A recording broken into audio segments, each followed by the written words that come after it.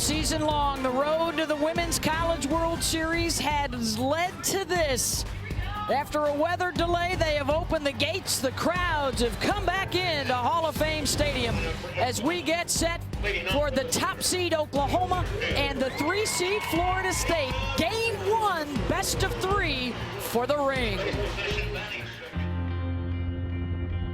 Sure, every warrior possesses hard work, grit, dedication, but a champion's mentality is limitless.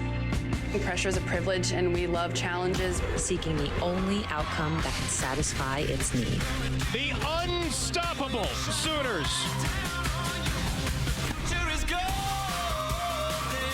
Success has a magnetic energy, giving rise to legacies that become lore. Jada Coleman into center field. Jennings ties the World Series record. The future is golden. Audacity has a rebellious energy. If you want to be the best, you have to play the best. And that one's gone!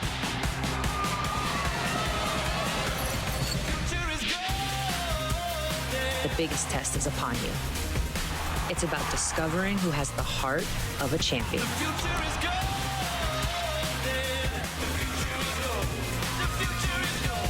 The future is golden. UConn legend Sue Bird knows a thing or two about winning streaks. The Sooners come into tonight winners of 51 in a row as we welcome you to the NCAA Women's College World Series presented by Capital One. And we welcome you to Oklahoma City. I'm Beth Mowens along with our Olympic gold medalists Jessica Mendoza, Michelle Smith. We've got our Hall of Fame reporter Holly Rowe down on the field. And we also begin with our first surprise of this Champ Series. Ladies, it will not be the All-America matchup that we expected. Yeah, Mac Leonard is going to get the start for Florida State. And, you know, I think it's a good idea in the sense that she's a drop ball pitcher, typically keeps the ball in the yard. But more importantly, it allows Bethany King to play first base for Florida State. She is 4 for 5 in this World Series, batting 800, by far their best hitter, Jess. Well, that tells you how confident Oklahoma is to go with their ace. I mean, they're going full throttle with their fiery, passionate ace and Jordy Ball. How well she's done all season long. She's been their best pitcher, and that's why they start with her. All right, Michelle, well, let's start out with these streaking Sooners and their pursuit starting tonight with softball immortality. This Oklahoma team has been strong this year, but the last 2 years as well. They are 51-9, a 51-game win streak. That is longest all time in Division I. Their win percentage on track to set a D1 record. This team is motivated. They are seeking that 3rd straight national championship. No other team has done that but UCLA, and that was 3 decades ago. This is a team that's very complete, Beth. They can do it all. And these numbers offensively, all best in the country, from average to home runs and better than 8 runs per game en route to the finals. When you match that with the best ERA in the country and a school record fielding percentage, well, they've got it going in all 3 phases. Jess, tonight they meet Florida State, and very similar, this Seminole team, to the one that won it all 5 years ago, and also the one that took game 1 of the Champ Series against OU 2 years ago. Which makes you think what has been the soul of this Seminoles team, why they have so much experience, because they have been here before. And you think about the power. In fact, 5 home runs here at the Women's College World Series has helped lead their offense, and that beautiful combination of the power, and how about the speed? More stolen bases here in the field of any team in Oklahoma City, not afraid to take the extra base, even attempt to steal home. That aggressiveness that they have catches so many defenses off guard, and that is their plan and biggest asset going up against the big Oklahoma Sooners. And what a good rivalry this has become. We've got 2 of the best in recent years meeting again in the finals. It's game 1 on deck. The Sooners streak into the finals, historic and emphatic, unleashing the wallop and the wonder, unrelenting and unapologetic. The Seminoles relish the spoiler role, loving the hostility in OU's house, aggressive to the core and hungry for more. It's game on, Seminoles and Sooners.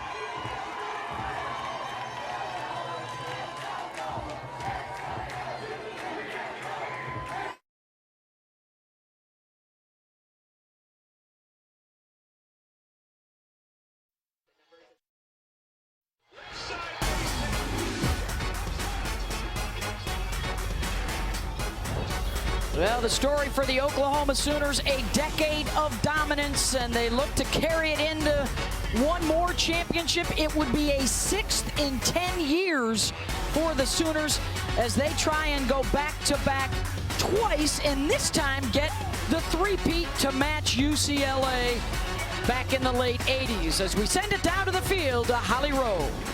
Well, Beth, with that dominance for Oklahoma softball, Patty Gasso told us has also come judgment. Everybody has an opinion on how they're playing, what they should do, what they shouldn't be doing. She actually reached out to that UCLA coach, Sue Inquist, who's gone through that, for advice on how to keep the noise out. She said, I've learned that I have to be steady with my team. I have to be the steady presence. Keep them in a bubble so they don't hear the outside noise. She said, you know what? It's America. Everybody has a voice, and that's a beautiful thing, but it can be poison to our kids. They play with passion. They play with determination. And her final message to her young ladies, you are unapologetic. Play with your joy. Play with your passion. And we have seen that every second of game one and this series so far. We see those players be passionate. We see them play like themselves. Alyssa Brito told us, I want to play with the joy of playing with my friends, free from judgment. Patty Gasso has given them that appreciation, that unapologetic attitude, and said, just go be yourselves out on the field tonight. Yeah, and Patty Gasso, who is tied with Sue Enquist, coaches with 6 national championships. One more this weekend would tie her for second with Sharon Backus, one shy of Mike Candrea, and they are bringing the joy in their dugout. Get it, Patty, get it. Coach Gasso getting after some, and on the other side for Lonnie Alameda, who played for the Oklahoma Sooners back in her day. What a job she has done in Tallahassee. This will be their 3rd championship series appearance in the last 5 years, including that title in 2018. And what has she told her players? Well, all year long, it's been let's ride. And they will look for chaos on the bases today as we check out our starting lineups, brought to you by Capital One. And it's Michaela Edenfield in the 4th spot in the lineup. She is the only player so far in this World Series with 2 home runs and saving her best softball for the finish. And they will face Jordy Ball, the 2-time All-American, who was a winner in Game 2 to lock down the championship last year. And she is 15-0 in her last 17 starts. And has been dynamite so far in the tournament, Michelle. Yeah, she has been explosive at the top of the zone. That rise ball is really her swing and miss pitch, but she can also go downstairs with a lot of movement on the drop, and then she will use a changeup. But look at how confident she is throwing the ball through the middle of the zone. 20 strikeouts here in the Women's College World Series, and a lot of them right down Broadway. She's confident with her velocity, with her movement, and look at the swing and miss. She's very heavy arm side, upper quadrant, so look for that rise ball on the arm side, inside to righties, away from lefties. It'll also be interesting, you see that swing and miss, that zone, Beth, how these Florida State hitters move in the box to adjust to that. Kaylee Mudge to lead things off. This is the anniversary of her 5-hit game a couple of years ago in the national semifinals against Alabama. That's a World Series record for the junior out of Winter Springs, Florida.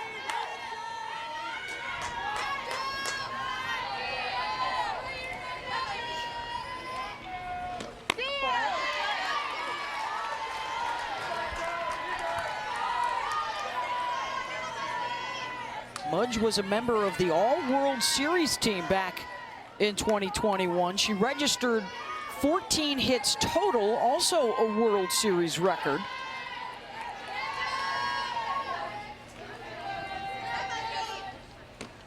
And said this time around feels a little different, guys. Remember that run a couple of years ago? It was a bit of a Cinderella story. She says this year we are a confident bunch. This is where we expected to be, and we know we deserve to be here to fight with the Sooners.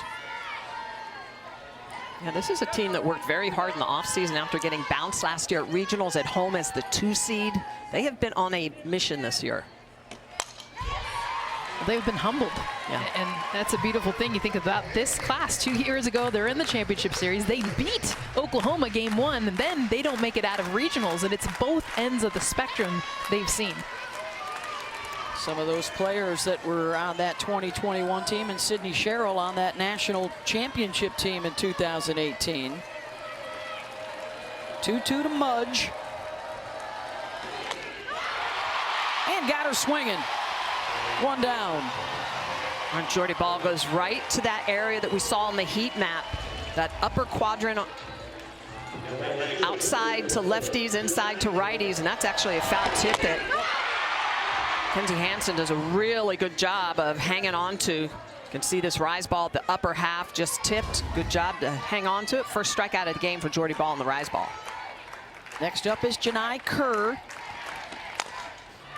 Chops one back up the middle. Backhand, Tiare Jennings, 2 down.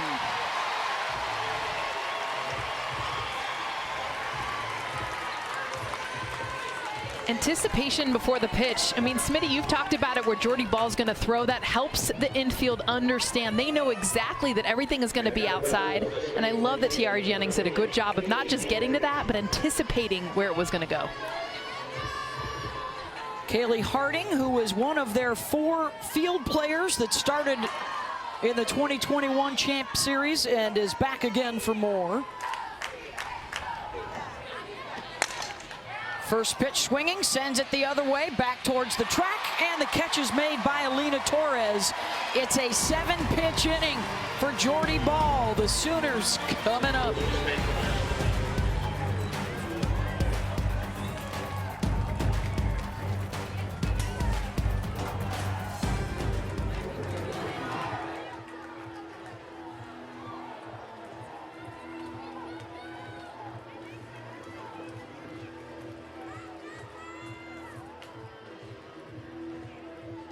The NCAA Women's College World Series is presented by Capital One. What's in your wallet?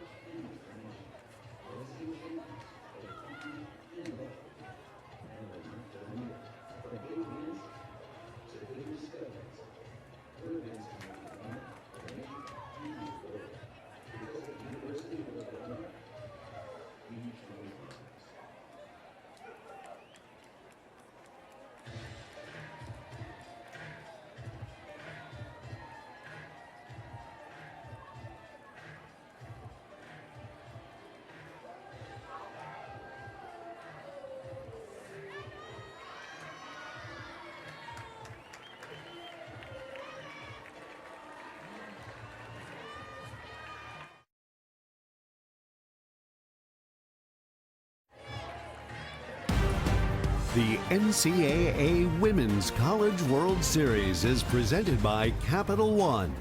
What's in your wallet? Let's check out the starting lineups brought to you by Capital One for the #1 ranked team in the country, the Oklahoma Sooners, at 59-1 on the season. Have not lost since February. One of the reasons why is Tiare Jennings. Look at that World Series career record of 28 RBIs, tied with Jocelyn Allo. This is her 32nd game in the postseason. She's batting .441 with 15 homers, and she will face Mac Leonard, who gets the call to start tonight instead of the All-American Catherine Sandercock.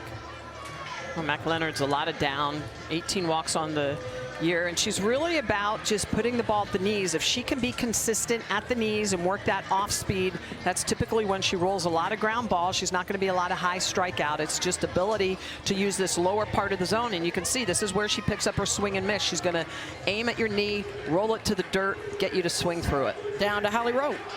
I checked in with Lonnie Alameda out in the bullpen about this pitching decision tonight, and she said, look, this is not just one game. This is a series, and we have to give Oklahoma a lot of different looks. They're such a good hitting team. They make adjustments, and we've got to use a lot of different people. She also told us the other day that there's a number of runs that they're willing to live with just so that they can make this mix up of different looks for those people in the batting lineup. So we'll see how Mac does here to start the game. She's a confident young lady, talks a lot to herself, but very interesting for Lonnie Alameda. They're going with the staff. Yeah, she is not afraid to take a chance, and this certainly is one because Mac Leonard has only thrown 44 pitches so far in this World Series. 3 innings of work. And just to set the backstory as well, Tennessee tried this earlier in the tournament, and Oklahoma beat them 9-0, run ruled them. Time will tell if this is the good call. Leonard facing Jada Coleman, who has not missed a start in her 3-year career at Oklahoma and has not missed a Champ Series as well, with those back-to-back titles for the Big 12 Player of the Year.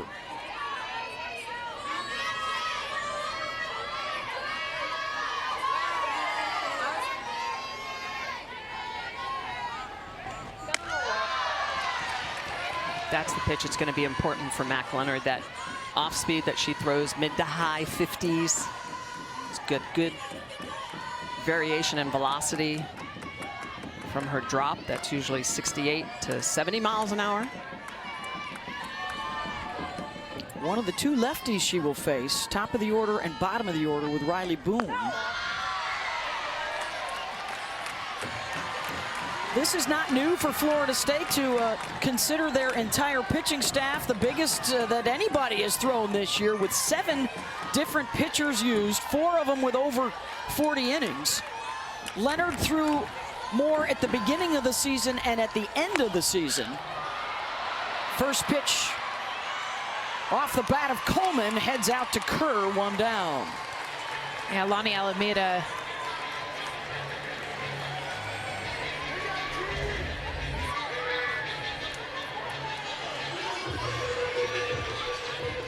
Lonnie Alameda actually compared her staff to the Tampa Bay Rays, that she watches a ton of baseball. She talked about how she started to watch how they utilize matchups, and it really incorporated that into how she's going to use her staff depending on who's up to bat. Here's Tiari Jennings. And for Mac Leonard, who was a grad student a couple of years at Florida State after transferring in from Illinois State. And it looks like they have to take the players off the field. We may have another weather delay here in Oklahoma City. And so we did have a lightning strike in the area. So after a 1-hour delay pregame, we get things going, and now another stoppage here in game 1 of our championship series.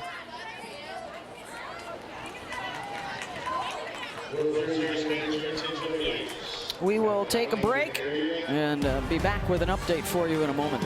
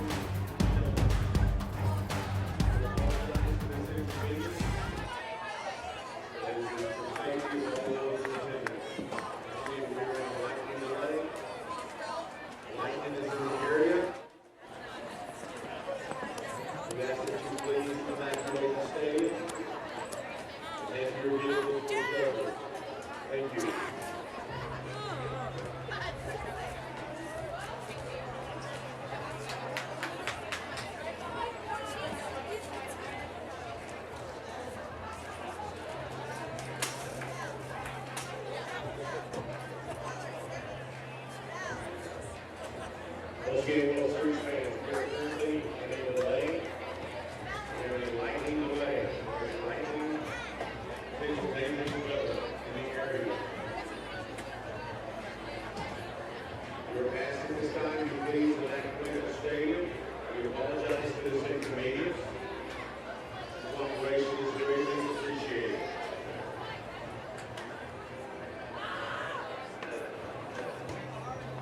Please take this time to head to your vehicles for shelter. Once again, we are in a delay. It is a mandatory evacuation due to weather in the area.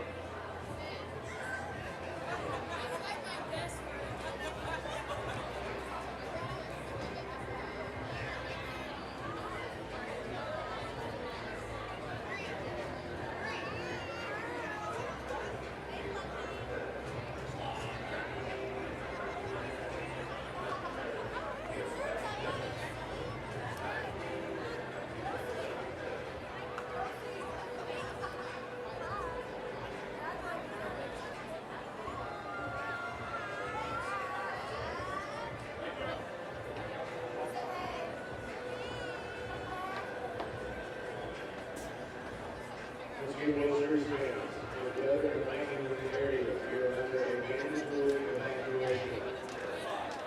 At this time, you must evacuate the stadium. We apologize for this inconvenience. But due to the weather, due to the lightning in the area, and for safety concerns, we are in a mandatory evacuation. At this time, please exit the stadium and make your way to your vehicles. Thank you.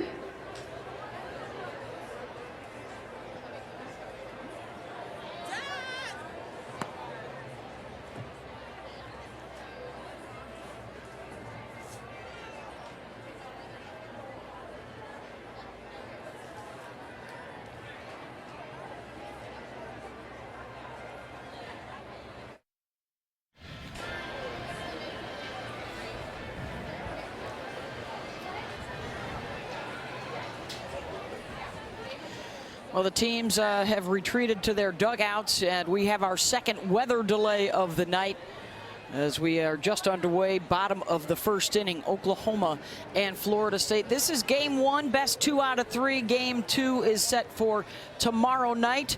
And so for the second time here, Jess, we've got a delay.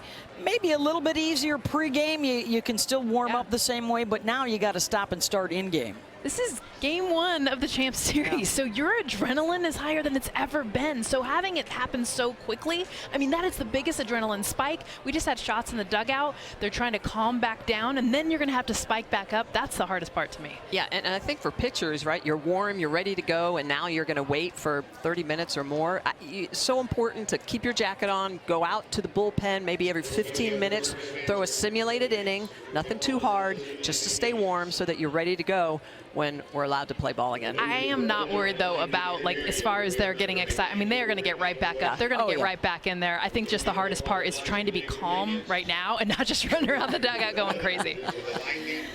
All right, so we have a weather delay here in Oklahoma City in game 1 of our championship series. We will get you back now to taped programming and that semifinal game from Monday, OU Stanford.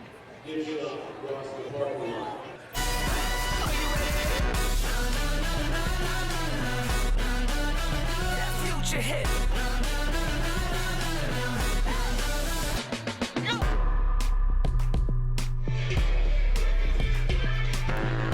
Welcome back to game 1. There's Cocha. Lonnie Alameda pumping up the crowd as they return to their seats. About a 40-minute weather delay. It was a lightning strike. They did not have to cover up the field. No precipitation. The Sooners enjoying the dance party as well to pass the time. And we are ready to get back to it. Game 1 of our championship series. Florida State doesn't score in the top half of the inning. We return with Tiari Jennings at the plate with 1 out. Beth Mowens along with Jessica Mendoza, Michelle Smith, Holly Rowe down on the field. All right, they've had 45 minutes to kind of chill out in the dugout, Jess. What now? It's 9:00 p.m. for 18 to 22-year-olds. This is party time. I mean, I don't care if it's up, down, which way you're going. When you look at this team, they coming out of the dugouts, they're screaming, they're yelling. There's no doubt they're ready to play. Yeah, they're playing hacky sack. They're ready to go. We're having a dance off in the booth. You know, people, we're ready to go. We're ready to have fun. It's softball season, and we're ready to crown that national champion. Yeah. It's game one, best of 3, and after this 45-minute delay, we also were delayed an hour to start this one. So we are getting set to go with Mac Leonard returning to the circle here for Florida State. She got Jada Coleman to fly out and now has a 1-strike count on Tiare Jennings. And the numbers for Leonard, just her 14th start of the season. And as Lonnie Alameda told our Holly Rowe pregame, we're going to throw the staff at him tonight. And think about long-term here. You've got to beat them twice to win the national championship. Not an easy thing to do against Oklahoma. They have only lost 4 3-game series in 10 years. And the Noles will try and add to that list. However, 2 of those losses did come in finals. 2012 to Alabama, 2019 to UCLA. And here is Jennings, the first-team All-American for the 3rd year in a row.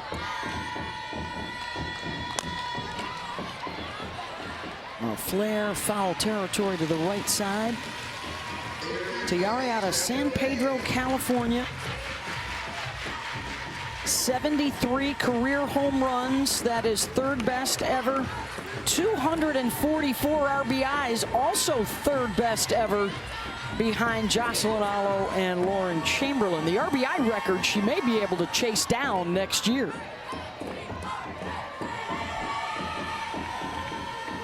One-two for Mac. Up and in. Following the changeup too, so it goes 58. Gets up in miles per hour, 68 miles per hour on that last one. This is what Florida State has to do. Mix those speeds along with the location. Mac Leonard, that's a huge part of their game plan.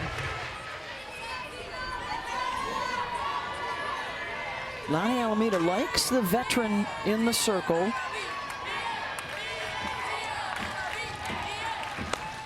And gets her. Back to the inside of the plate. And they love her confidence right now. 2 down. Leonard mixing her speeds. This is a drop ball in the inner half. It just gets Jennings to swing through it. Good velocity, 68 miles an hour, but it's well placed. You can see the over-the-top rotation. Late break downward. Leonard pumped at the end of that pitch. First strikeout for Mac Leonard.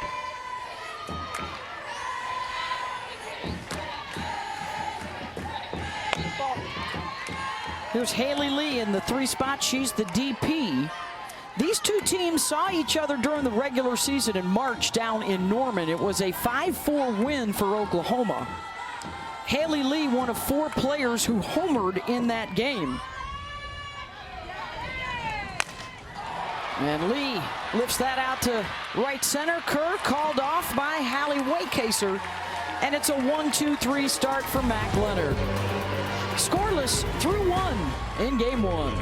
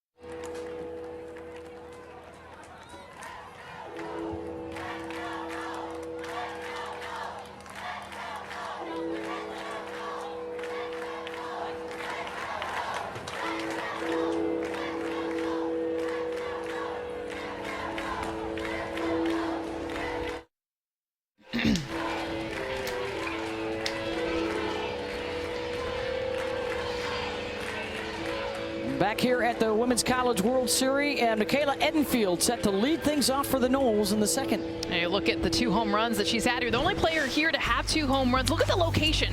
So this is against Oklahoma State on the inner half of the plate. Then she comes right back. You even see how her lower half is gone, but still the power with her upper half. And when you look at her zone that she absolutely crushes, her weighted heat map actually shows. You see that red zone? This is where you do not want to throw if you're a pitcher. This is outcome-based, power-based. The blue zone is where you want to hit. She struggles up and down, but you saw throughout the middle, absolutely crushes. The Sooner starter, Jordy Ball, only needed 7 pitches to get through the top of the first, but her delay due to the weather is a bit closer to an hour since she last threw a pitch. And it's 4, 5, and 6 in the Noles lineup. That home run against Oklahoma State was on the very first pitch she saw here. As we send it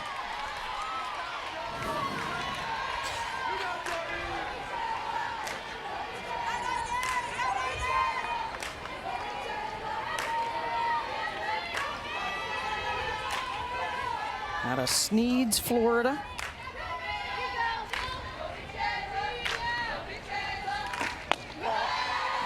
One thing she's done this year, she was telling us her focus was to cut down on the strikeouts, which she has done, and to add more walks and be patient at the plate, which she has also done, as she continues to add dimensions to her game.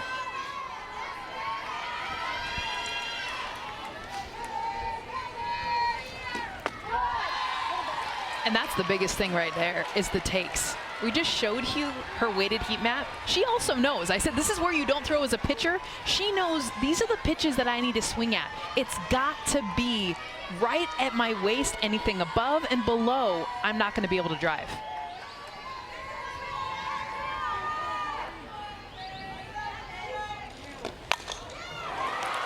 Ripped back up the middle and a base hit for Michaela Edenfield. And how about Edenfield at 3-0 and has the green light? Knows she's going to get a good pitch and attacks it. Yeah, 3-0 she's not taking, and this is actually a high drop ball. It's starting to come down. Actually gets it on her hands, but this is the strength. We saw it in the home run earlier in this tournament, again there with the base hit. Holly?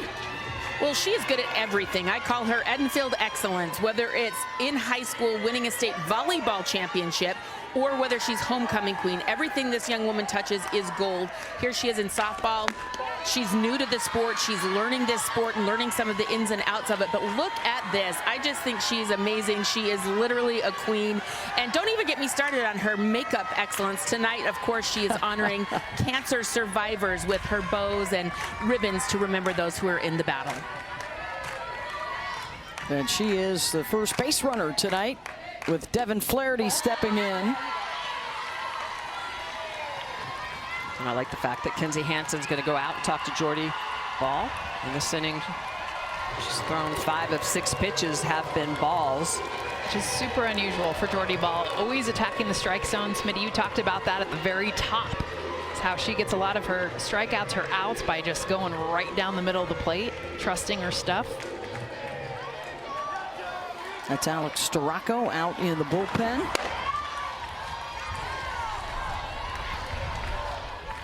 (2-0 to Flaherty. In this World Series, just 1 walk to 21 strikeouts for Jordy, and another 3-0 count.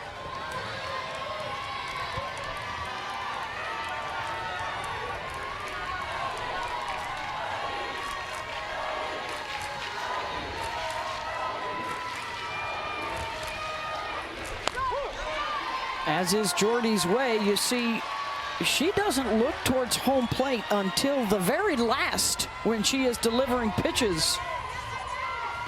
The focus down to the ground before she delivers to Kinsey. She looks at that stride point or a little bit beyond.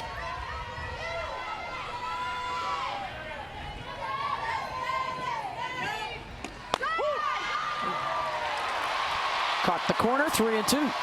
I don't think it caught the corner. I think this is off the plate. And you give some credit to Kinsey Hansen. Look at how she comes around that. I think it's almost in the other batter's box. Wow.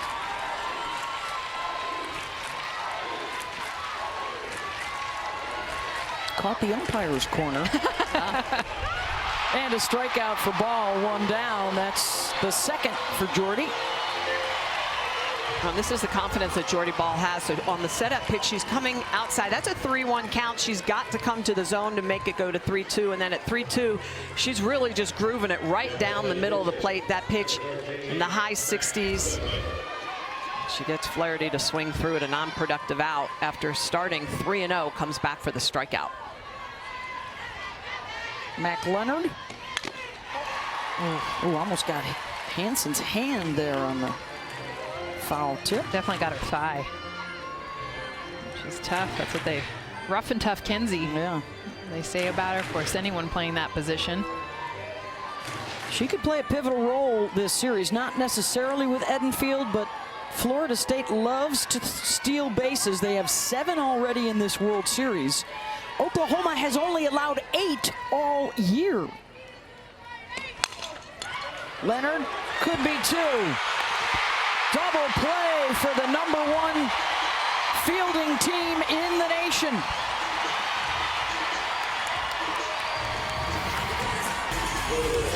Oklahoma, best fielding percentage in the country, and you see a hard hit ball, just the flip. 6-4-3 to get out of the inning for her pitcher. Struggled early in this, and now they're back in the dugout.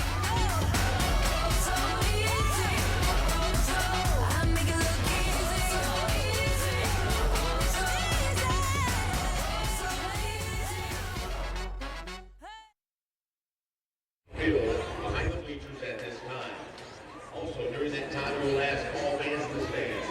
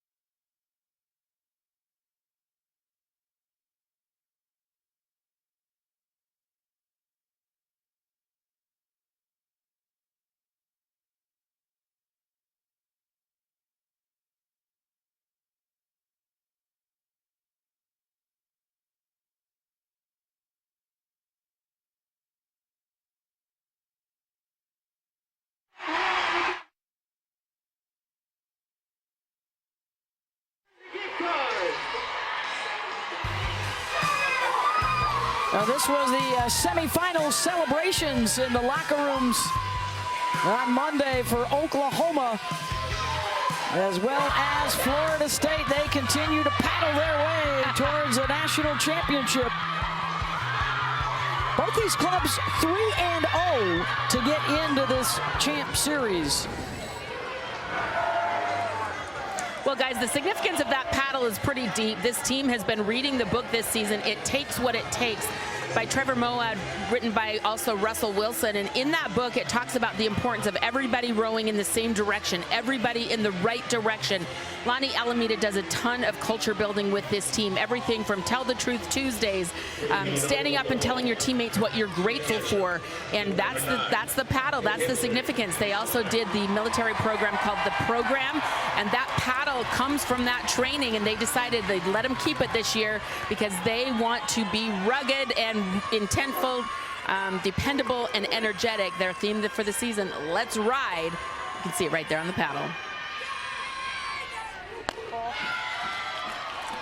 As we head to the bottom of the second, Oklahoma We'll bring up 4, 5, and 6. Kinsey Hansen to get things started out of Norco, California.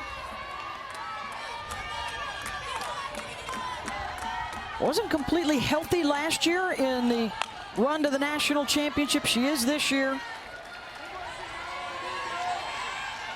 This is her 18th World Series game with 5 home runs and 10 runs batted in. Kinsey is one of 5, count them 5, first-team All-Americans in the starting lineup tonight.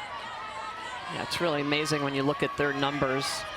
Just the sheer power they have. 4 hitters over 500. 8 of the 9 have a 320 or above batting average. Just gaudy. Oklahoma beat Stanford here in their opener, then run-ruled Tennessee and beat Stanford again in extra innings in the semis to advance.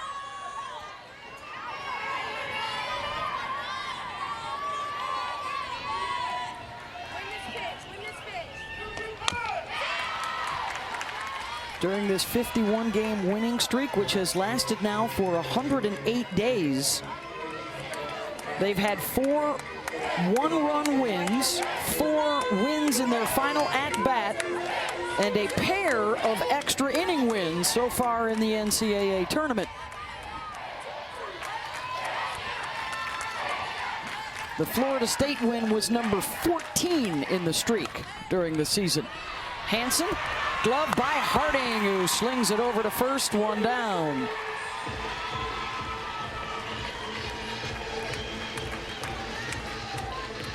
Been streaking since February 19th, outscoring opponents by 371 runs.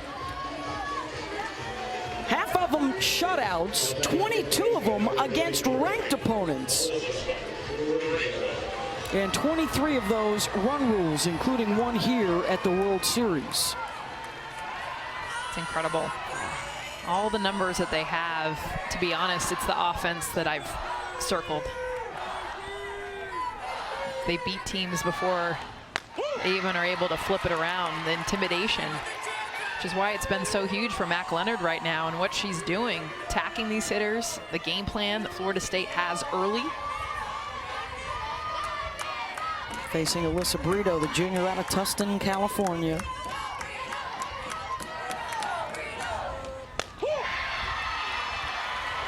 Oh, and 2. Couple of nice pitches on the outer half, really using that lower part of the zone. And she gives just enough wiggle on that pitch. She gets down every once in a while. You can see her kind of cut her wrist, and she'll get a little out and down. Manipulating those pitches. That's a great take. And this is where Oklahoma, you get them with 2 strikes and just a little bit of a shortened swing and understanding of where the strike zone is. You got to be really careful with 2 strikes against these hitters.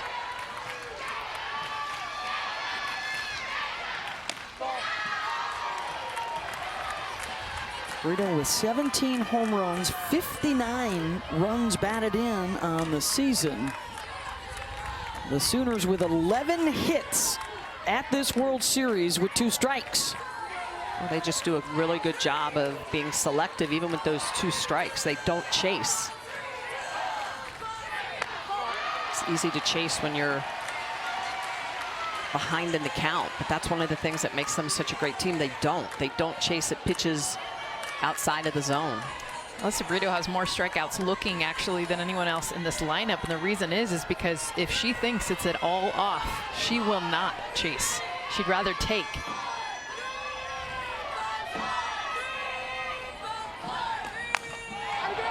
Lashes one foul.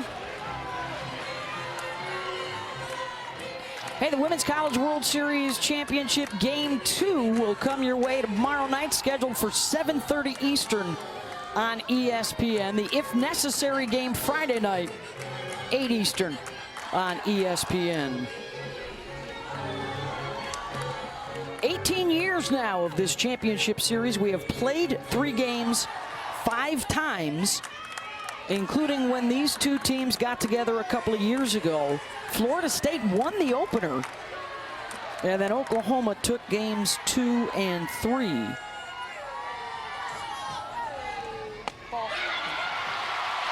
And Brito draws the walk, and the first base runner for the Sooners.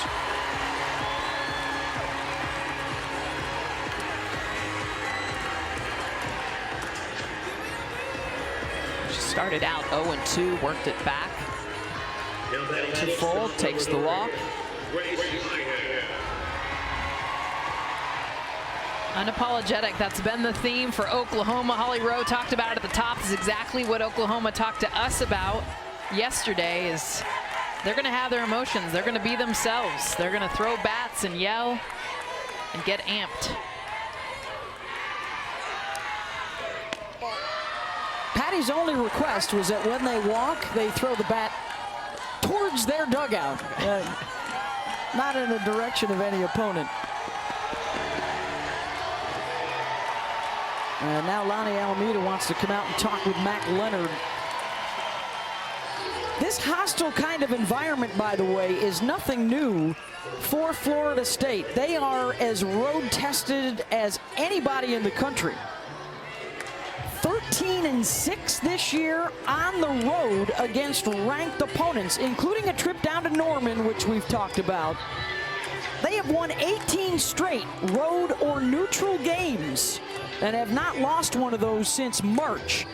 And they talked to us yesterday, guys, about loving the hostility and embracing being one team against about 80% of the crowd tonight. Yeah, that us against the world mentality, and you almost can feel it in the stadium. Well, and there's an enjoyment of, these are softball fans. Yeah, they're not cheering for you maybe, but you feel it. You feel 15,000 strong cheering for softball, and that'll lift you up. That'll get to you. In the 6th spot here in the lineup is Grace Lyons. And what a moment for Grace as the runner goes. The throw down off of the bobble, not in time. Brito will take second.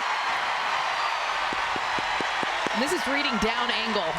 Just a great job of running the bases. Alyssa Brito is not straight stealing on this. What she does is as soon as she sees the ball down, so you see her lead, she sees it in the dirt, and her reaction is to go. And that aggressiveness that we talked about with Florida State, we're seeing it right now with Alyssa Brito taking second right there. First runner in scoring position.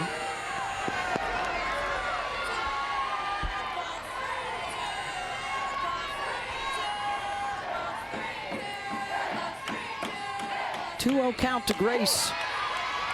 And the 5th-year senior from Peoria, Arizona, the first player in championship series history to play in 4 champ series in her career. She's 2-1.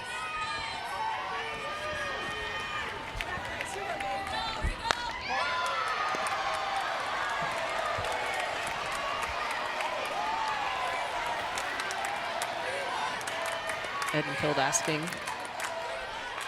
where that pitch missed. A little elevated. Maybe.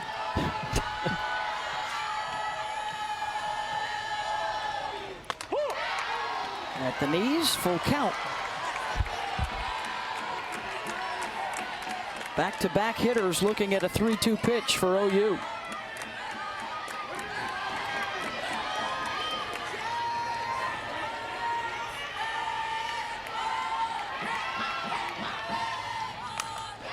Lyons, foul.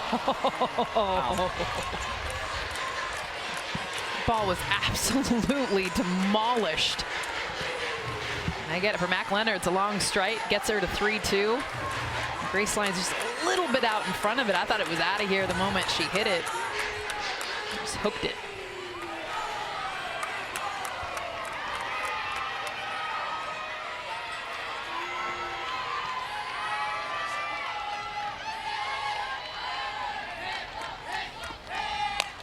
Another 3-2, grounded to Muffley, will check the runner and fire to first, 2 down. Love that pitch sequence. So you drop inside, gets tattooed to the wall. They come back with that 54-mile-an-hour changeup. Just a really good locate. Look at the rotation on this pitch. It's high, but just jams up Grace Lyons. You can see she hits it off the handle. Good job by Muffley to make sure that Brito's going back to the bag and pick up the out. Yeah, keep an eye on the pitch sequence, because I think as much as we look at the out pitches, it's important to see how they're set up, especially for the best offense in the country. Here's Sydney Sanders. One of their 2 transfers from Arizona State in the starting lineup out of San Marcos, California.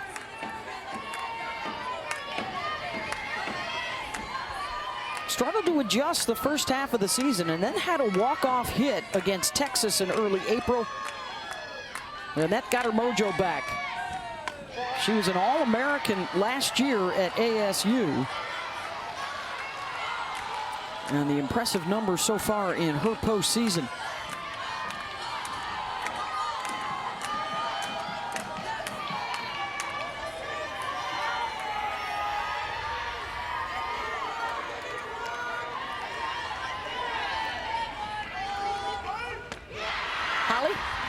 Well, you talked about Florida State being comfortable with this hostile environment. Lonnie Alameda, their head coach, actually had them watch the movie Gladiator last night. She wanted them to feel what it's like to be in an arena when everybody's against you.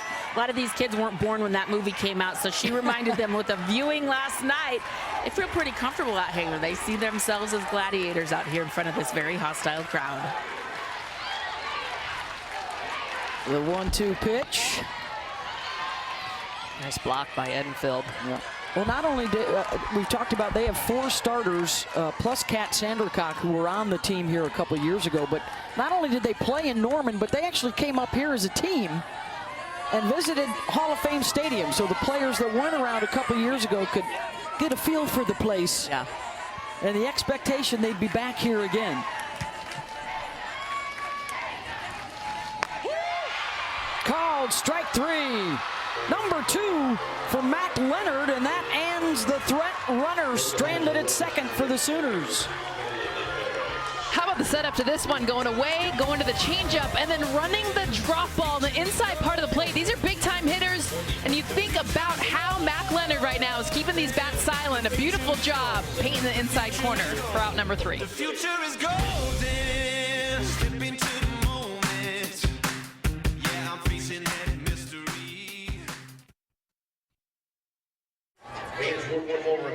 Hey, Beth. Yeah. Remember the story about them winning game 1 against OU in 2021 and down to 6 outs in game 2? Just to remind you of that one. Yep. Absolutely. I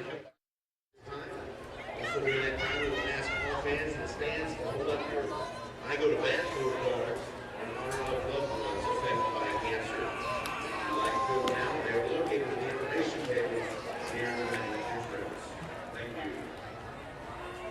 you. Way is a Kat Sandercock story. Hey, Beth, we are going to see a middle reliever for sure. Yeah. We are going to see a middle reliever for sure. I talked to Lonnie about that. Middle reliever and closer.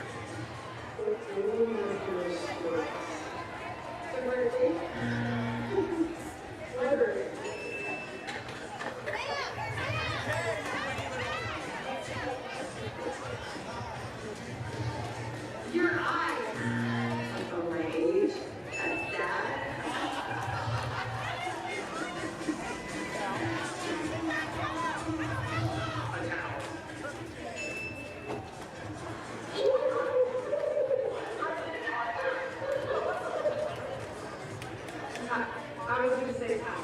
Yes, I was.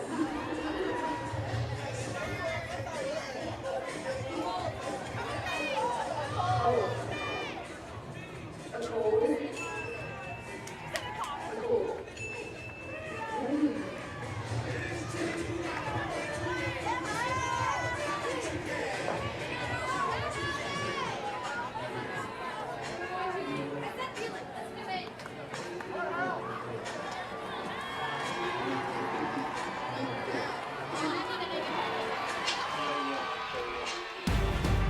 Welcome back to the NCAA Women's College World Series, presented by Capital One.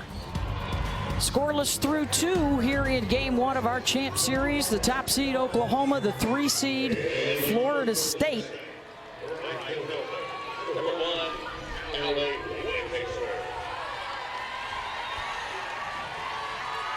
Hallie Waycaser to lead things off 7, 8, and 9 for a Seminole team that beat Oklahoma State in their opener. They run-ruled them, then topped Washington before knocking out Tennessee in the semis. They hit 3 home runs, and Waycaser had one of those,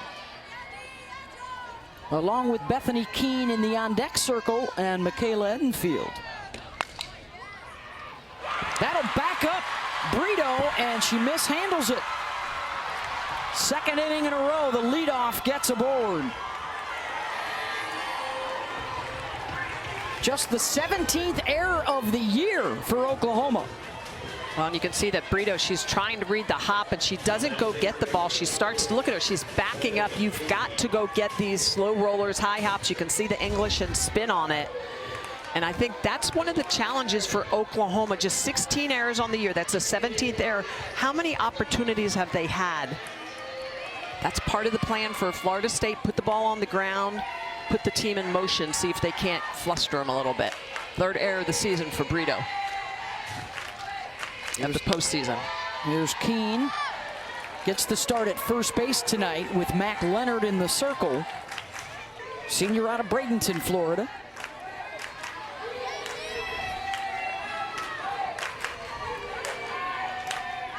Team knows how to situationally hit, run the bases. Biggest thing is trying to put the ball in play. And you saw with Brito, I mean, it doesn't matter. We talk about this with batting average, all the other numbers. It doesn't matter how many errors you had in the regular season. It's a whole different game. You get here, packed crowd, pressure's on, and it moves a whole lot faster.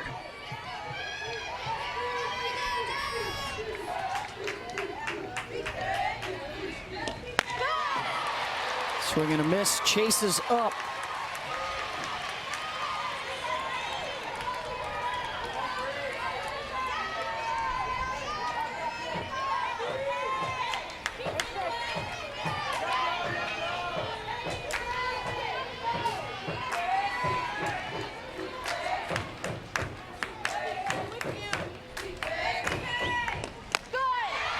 Two and two.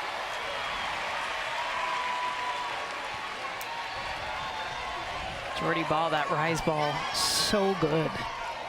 You see it as a result at home watching this. Why do you swing at a pitch that's out of the zone up? Because it doesn't look like it when you decide to hit. Late movement.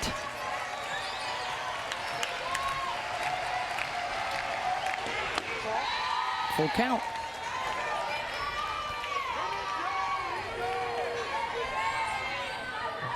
Jordy Ball has only given up 1 2-strike hit at this World Series.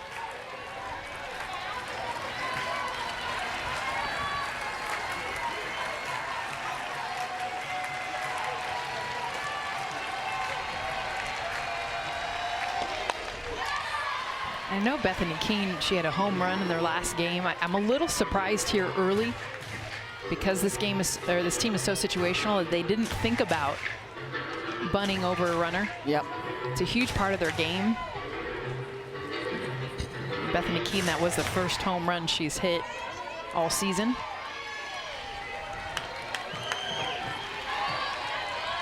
"19 hits on the season for Bethany. None of those bunts.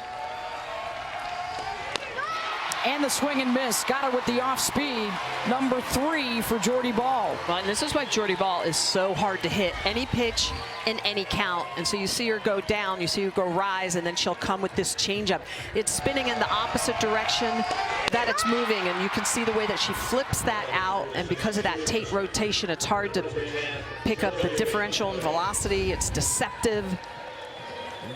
Jordy Ball gets a non-productive out. And Smitty, that's only her second change of the night that she's thrown. Yeah, she has a ability to throw that. Runner goes, Hansen throws high, and a stolen base for Waycaser. She also hesitated.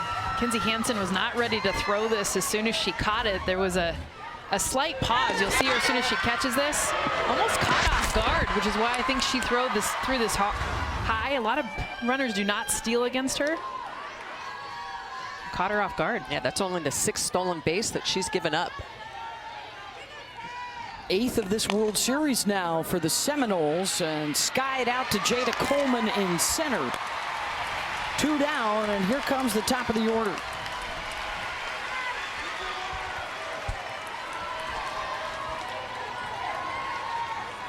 Now batting left fielder, number 6, Kaylee Mudd. 19 stolen bases, leads the field, 134 this season. This is what they do. They walk, they steal bases, they drive people home with doubles. They are amongst the best in the country at all 3 of those. 122 doubles on the year. How about 247 walks coming into today's game? That's a lot. So Waycaser in scoring position, reaching on an error and stealing a base. Kaylee Mudd struck out on a rise ball her first time up.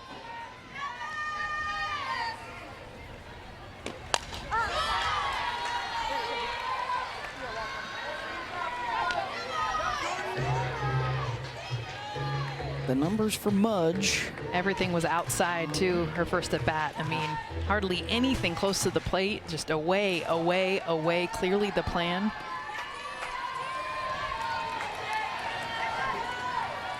She has a hit in 9 of her 11 career World Series games. That was the one. Wow. That's a pitch that's middle in. I mean, but that's where Jordy can get you because she's got so many different looks. That's a drop ball. It's got a little bit of late sharp movement.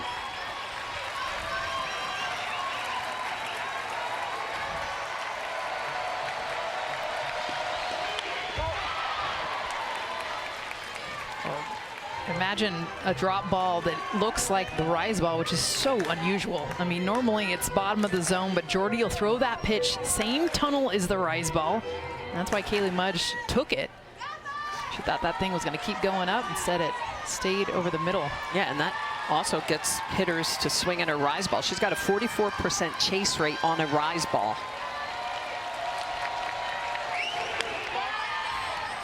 Comes back with that off speed. Missed away, 2-2. And that's a really good take by Mudge.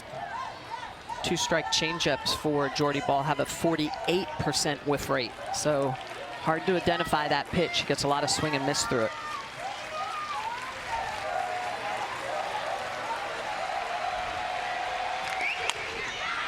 Oh, Mudge finding a way to battle off that rise ball. We've seen so much swing and miss. You just mentioned the numbers, Smitty. But Mudge, she's hitting .563 against the rise, and she knows that. She understands that's a pitch that she can at least foul off. I think what Jordy Ball's probably going to come back with now is that drop at the top of the zone. Try to really mess with what she's seeing from Mudge and the foul balls.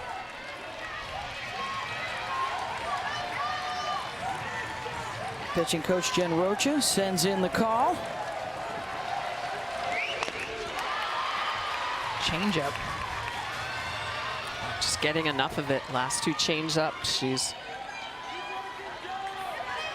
fouled them off, gotten rid of them. I love this battle. The senior, the leader, top of the lineup, Jordy Ball, throwing everything in this at bat. 8th pitch on its way. Mudge looking for a knock to take the early lead. Back-to-back. Back-to-back changeups. Mudge still doing a good job identifying that again, just getting rid of it. It's one of the best things you can do as a hitter. You may not be squaring it up, but just enough to get rid of it. And as a pitcher, that it's like, come on. Throw it a little lower, throw it a little slower, make an adjustment. Go higher with the rise. Exactly.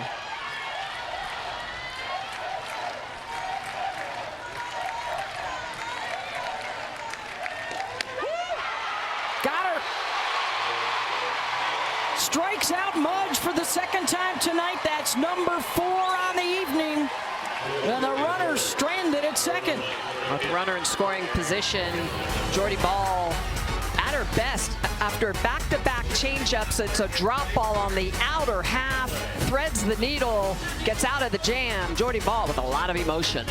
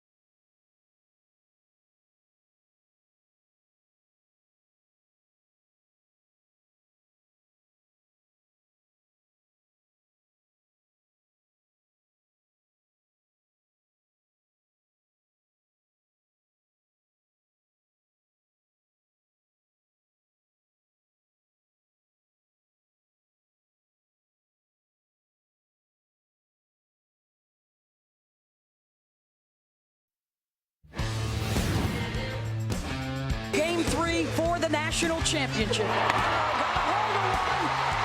See ya. Coleman, back goes Muggs to the track, and it's gone. Flaherty pops it up. Juarez has it. A record-breaking run for Oklahoma, capped with a 5th national championship. 2 years ago, Sooners over Seminoles. Jocelyn Allo, the home run in Game 3. G. Juarez was 5-0 in that series, including back-to-back complete game wins in the championship series for an OU team that set World Series records with 67 hits, 49 runs scored. They hit 15 homers after Florida State won Game 1. 8-9 in the top here for the Sooners against Leonard.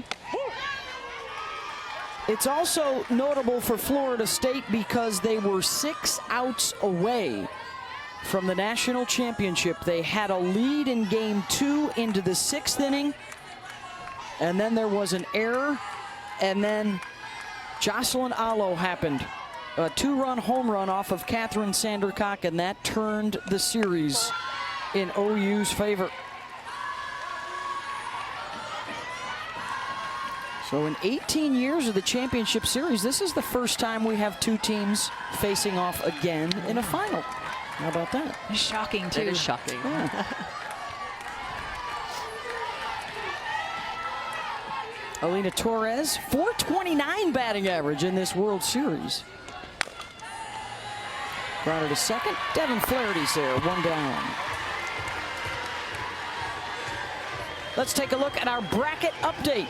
Brought to you by Enterprise. Oklahoma beat Stanford in the semis. Needed extra innings to do it. And then Florida State got by Tennessee to advance. Game 2 will be tomorrow night, 7:30 Eastern. Florida State will be the home team for that one. The significance, by the way, if you win tonight, you go on to win the title 76% of the time. The Game 1 winners have won 13 of the 17 champ series.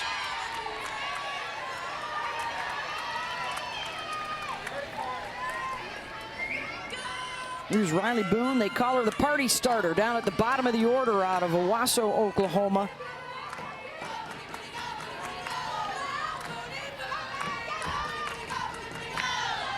And the senior from Tulsa, Oklahoma, Patty Gasso, was telling us yesterday she wants to make a difference on this stage as an Oklahoma native, and she is doing it. She's hitting .500 so far in the World Series. This is one of those great 9-hole hitters that is almost like a second leadoff.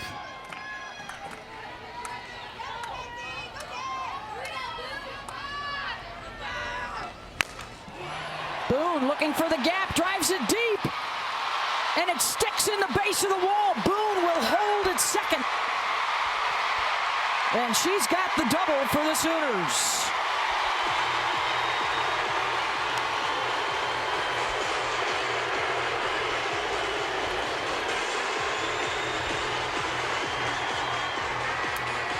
Known for her speed, getting on base, but how about this one, the pop, the off-speed pitch, and beautiful job in the changeup going down, but also keeping her weight in a perfect position. I thought this was out. She hit this, it looked like it was going to clear. It finds that spot, gets stuck in the bottom of the wall. She had actually a chance for a triple there.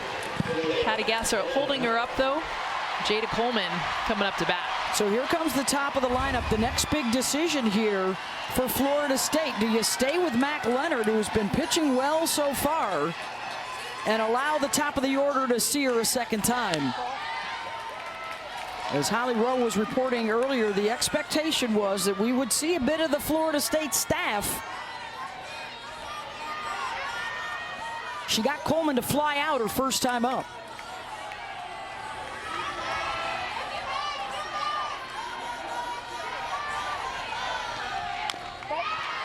Jada, in her first 2 years, hit 17 home runs. She really didn't need to hit a whole lot. They had Alo. This year in the offseason, with Jocelyn gone, she said, I need to provide some more power. So she has matched that total with 17 home runs this year. Hit the weight room, really worked on more of her power game.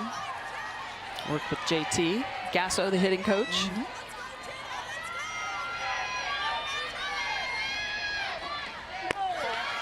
Both of Patty Gasso's sons were here at the World Series. Of course, JT on her staff, and DJ, one of the assistant coaches at Utah, as the Utes were one of 3 Pac-12 schools to make it here. JT handles the hitters. Both of these staffs huge on the analytics and the technology. In foul territory, Edenfield's got it. And they take care of Coleman. 2 down. That is a quality pitch. Coleman upset with herself. Chased a pitch earlier in that at-bat, low drop ball. And then a pitch on the inner half just induces the pop-up. Big out for Mac Leonard.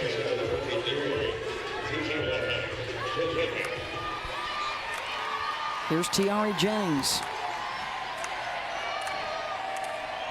Struck out on a drop ball in the first.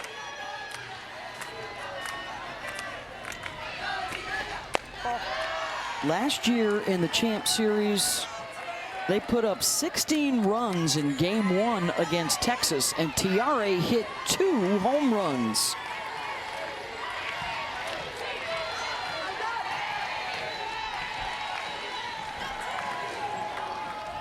And for the second inning in a row, OU has a shot at driving in a run. And Lonnie Alameda will come out for another chat. Lonnie with her staff of Travis Wilson and Troy Cameron, getting them back here to the championship series for the 3rd time in 5 years. Let's check in with Holly.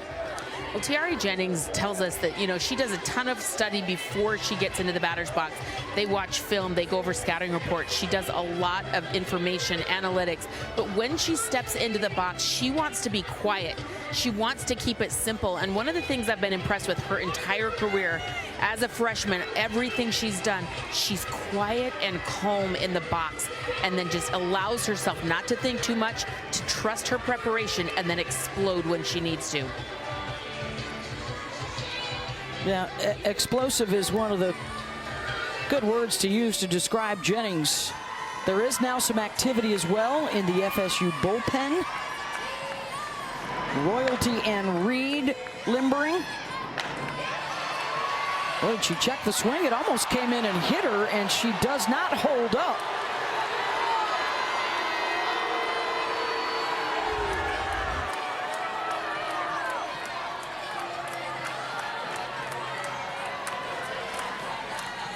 Looks like she did check it. Oh, you see, he's so upset.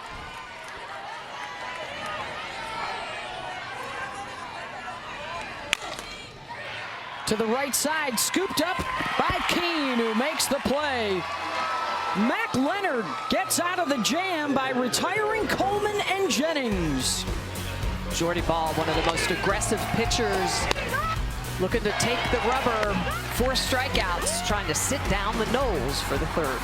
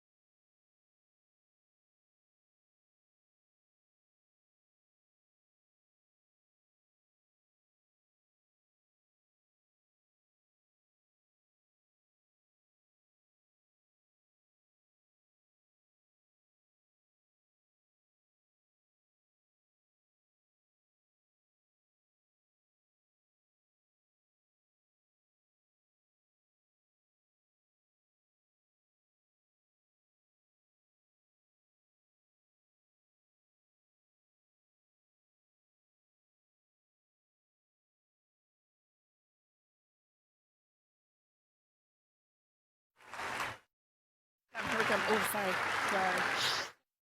Let's give a big round of applause to all of our survivors in attendance. Welcome back to the Women's College World Series presented by Capital One, here with Oklahoma coach Patty Gasso. And Coach Gasso, that weather delay, the stops and the starts for your players, particularly Jordy Ball, how have you guys managed it so far? Oh, really good. I think we've been in these positions. We live in Oklahoma, so we've been in these positions before, so it's nothing new for us. The top of your order comes up, runners in scoring position, doesn't produce. What was your thoughts there as your big hitters didn't do it? We're just trying to square it up. It's early in the game. We're just still getting a feel, but I'm not worried, really. Thank you, Coach. I want to say happy birthday to my mom, who's turning 85 years old today. Happy birthday, Mom. I love you. Valley Rowe, along with Patty Gasso, now in her 29th season. She is #1 wins amongst active coaches.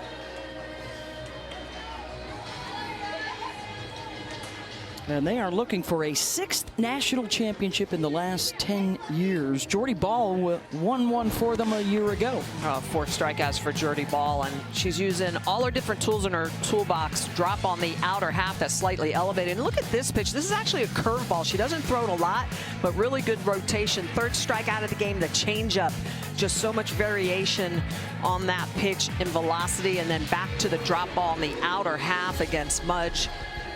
Just really attacking the lower half of the zone, using that rise ball as well, but Florida State has done a good job of fouling that pitch off. It's been the drop ball and the changeup that has been effective so far this evening. Jordy back out there for the 4th inning in a scoreless game. Game 1 of our championship series, best 2 out of 3. In the 3rd inning, both sides got a runner to second base, had opportunities, and could not cash them in. 2, 3, and 4 coming up for the Seminoles. Janai Kerr grounded out to the right side, her first time up.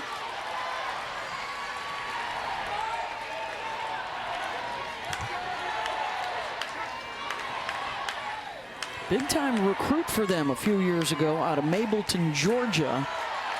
And then COVID hit, and then an ACL injury hit.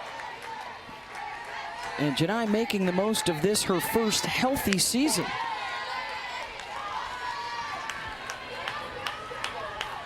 Lonnie Alameda loves her high softball IQ.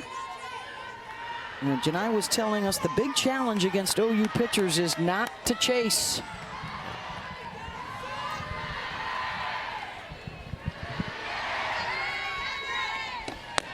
Oh, that's good. great pitchers do. They throw pitches that are actually out of the zone that look like they're in the zone, so they get you as a hitter to swing at balls that look like strikes. So one of the keys is to really watch the rotation, let that ball travel deep, give it time to get into the zone.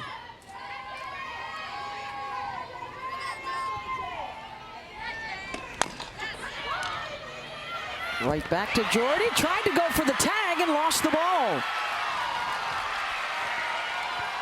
Third inning in a row with a leadoff aboard, and that's the second error on the best fielding team in the country this year. And that's actually the first error of the year on Jordy Ball. She just drops that out. As you mentioned, Beth, you can see she picks it up, takes her eye off the ball, pops out of the glove. Again, that speed and that chaos that Florida State can create. And Kerr can definitely go at first base. 14 of 16 swipes on the year. Here's Kaylee Harding.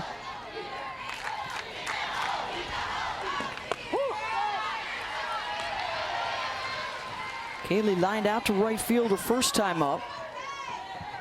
Of course, we talked about Kerr coming back from injury. Jordy Ball as well. Remember, she had the forearm injury last year in the postseason. And like so many other players we hear about, she said, I was fixated on getting back to where I was instead of just focusing on where I am. And after a shaky start to the season, she has been money. Her lone loss back on February 19th. She is 15-0 in her last 17 starts. She talked about the pressure too, and I appreciated her honesty of, after being freshman of the year, coming in early this season, how much pressure she felt to be the greatest, to be the best. That's part of why you see the blue tape there on Kinsey Hansen on the chest protector. As Jordy talked about, just really trying to hone in and ignore everything else, ignore the crowd, ignore the noise, and have a focal point. The irony is that she's staring at the dirt, but when she finally looks up, it's that blue tape that allows her to hone in. 1-2 to Harding.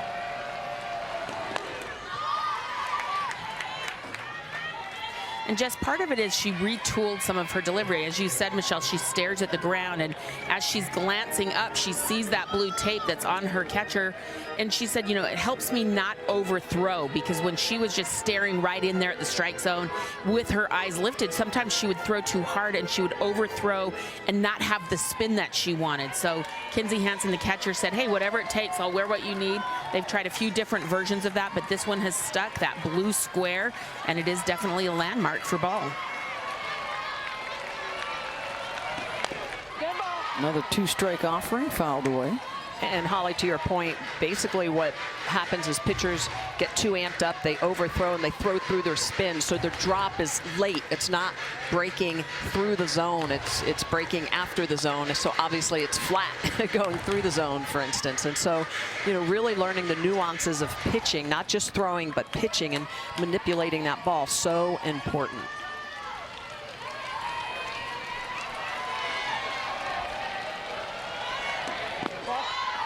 Down in the dirt. Hansen much quicker to jump up with Kerr over there at first base. Oh, all of it in one. I mean, she blocked that ball and came up to throw. I mean, that's so not easy to do. Great job by Kinsey Hansen behind the plate. Knowing that these runners are going to be in motion.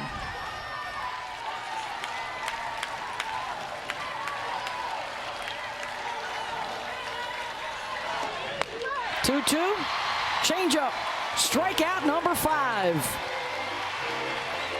Boy, a second time through the lineup, Jordy Ball going to that changeup. It's such an effective pitch. Look at the tight rotation on this again, and she gets the swing and miss because she is not afraid to throw that right down the heart of the plate. When that ball looks so sweet and so big to those hitters, they're absolutely going to dive into that pitch, the change in velocity. Strikeout number 5 for Jordy Ball. Another non-productive out for the Noles. Not able to move Kerr up. Michaela Edenfield, who singled back up the middle her first time around.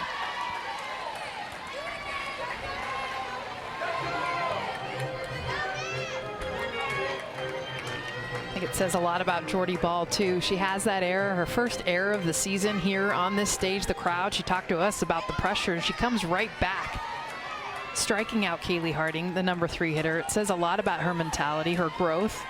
Still just a sophomore.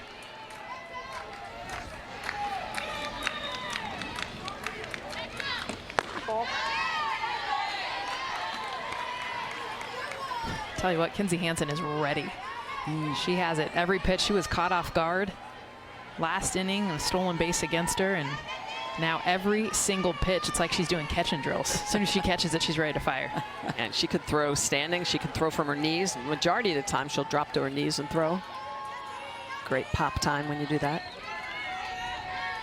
1-1 pitch. Hit her. Oh.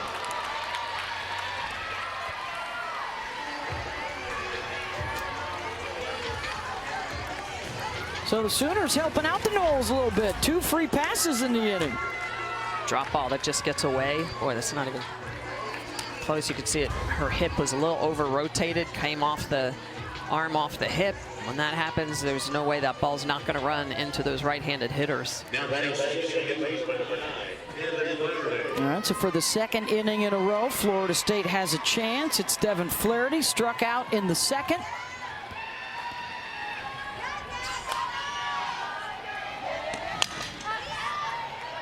Devin has spent time in several different spots in the batting order, including a lot of time up at first or second. And what we've started to see in the last few years, the analytics show that 5 or 6 hole in the lineup is often a great place to put another leadoff type hitter to keep passing the bat in your lineup. And Flaherty has fit in there the last few weeks.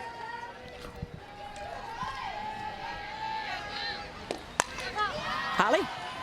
Well, you talked about Florida State coming here to Hall of Fame Stadium when they were here in March for a road trip against Oklahoma and Oklahoma State. Well, everybody came out on the field. They're looking around, except Devin Flaherty, the batter right now. She refused to step on this field. She said, I don't want to step back on this field until I've earned my way back. So the first time she came out on the field was when they got back here to Oklahoma City last week. Devin Flaherty putting that in the universe, saying, hey, I'm going to manifest being back here as a player. And here she is getting ready to hit again.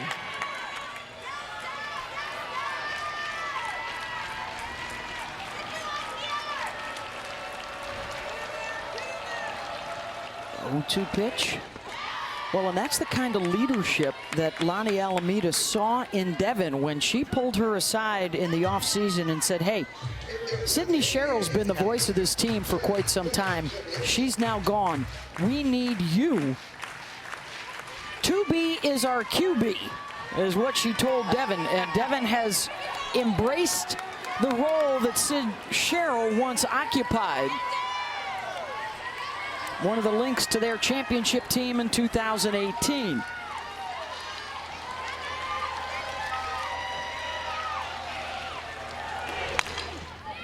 Pulls that to Sanders, who will step on the base. Spins to see if anybody else was cheating a little bit. 2 down now for the Seminoles and 2 in scoring position for Mac Leonard.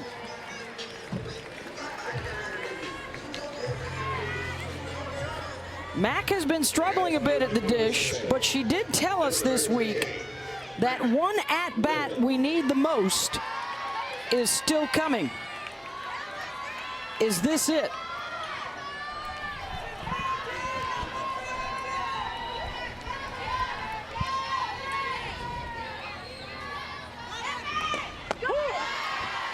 Takes a look at strike 1. First pitch changeup. I was going to say, I almost think for Florida State, the conversation has to be to everyone, hey, she's going to give you a changeup in your at-bat. At least one. It's your choice if you want to sit it or not, but that has definitely been a key. 2nd time through the order, Jordy Ball will go to the off-speed. Well, they probably do need at least one person to sit it, so it gets in her head. Leonard just outside the line. And came back with another changeup. Mac is just 2 for 26 in this NCAA tournament, but she did also tell us she feels more comfortable with a bat in her hand when she is also the pitcher. in a game, which is the case tonight. Just got to be careful with the rise ball. That is Mac Leonard's nemesis. With 2 strikes, her chase on that is 60%. 0-2, rise and chase ends the threat for Jordy Ball.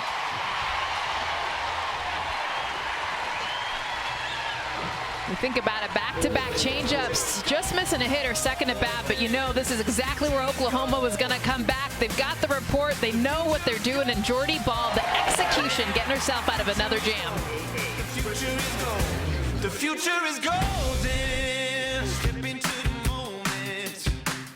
Yeah, I'm facing that mystery.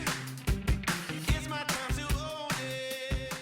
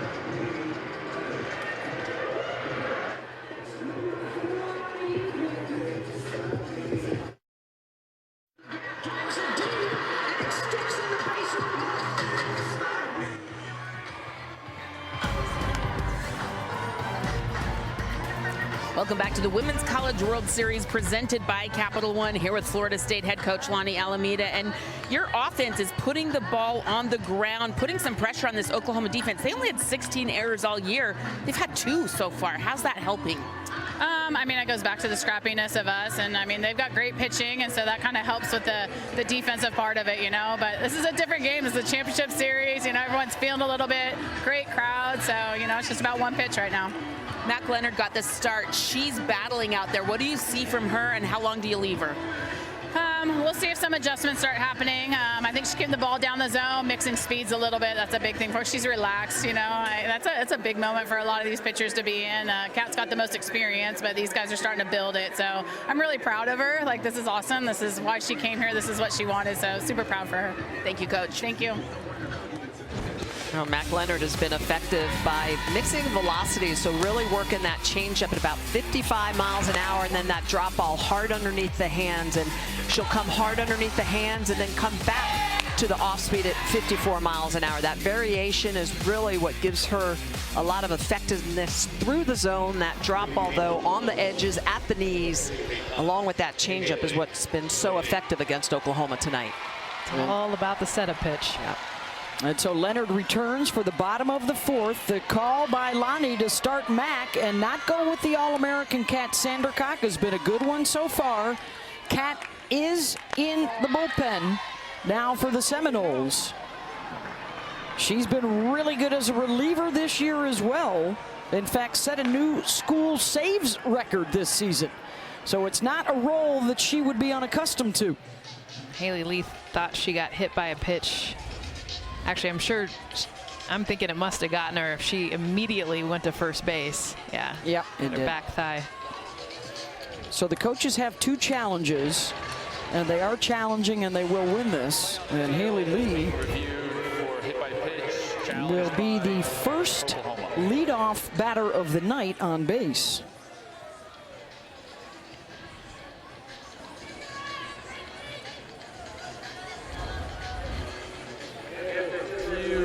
Call on the field will be a hit by pitch. The runner will be given first base. I love how quick this was, too. I mean, we saw it immediately. Credit so much the umpire crew, the review replay that's here in-house to do that immediately. Hallie says, I told you guys so. I don't know why you didn't believe me. They are trying to get the party started here in Oklahoma City. Their number 4 hitter, Kinsey Hansen, coming up. There will be a pinch runner, and it will be Jordy Ball coming on to run. A role she has filled on several occasions, including in the Big 12 championship game this postseason.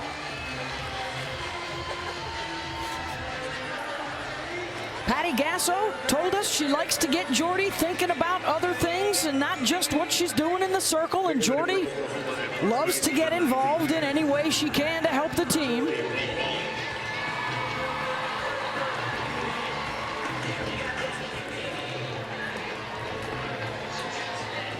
And there will be a pitching change to the freshman, McKenna Reed, when we come back.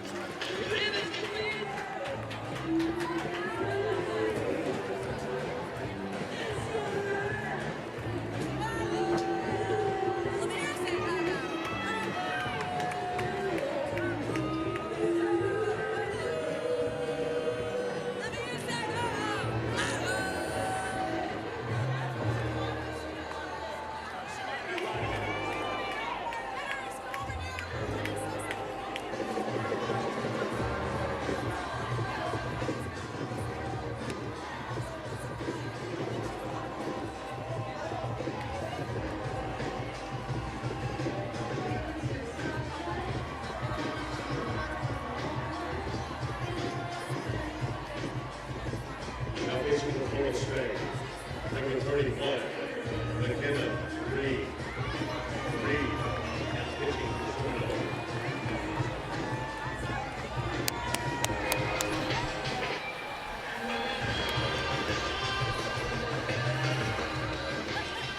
The NCAA Women's College World Series Championship Finals Game 2 will come your way tomorrow at 7:30 Eastern on ESPN. For more information, go to ncaa.com, your home for all 90 NCAA championships. And it is McKenna Reed now who will get the call on in relief.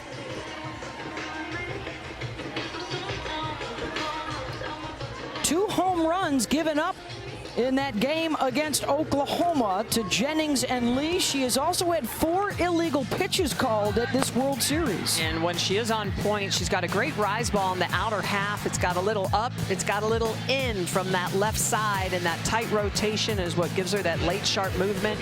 Good velocity, high 60s, low 70s, and that's really going to be the key for her. She's going to need to make sure that she's on point with that speed, that velocity. Her heat map, swing and miss at the upper half of the zone. She is all elevation, and so Oklahoma going to be looking upstairs. Tells you everything. Hansen will step in.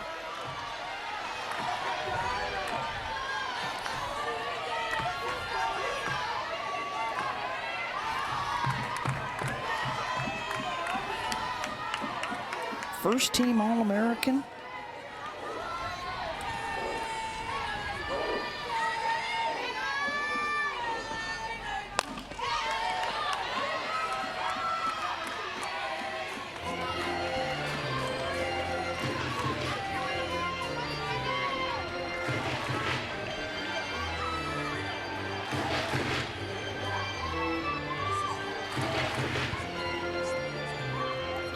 Kinsey had that massive 3-run home run to tie the Supers game against Clemson when they were down to their final strike and the streak was in jeopardy.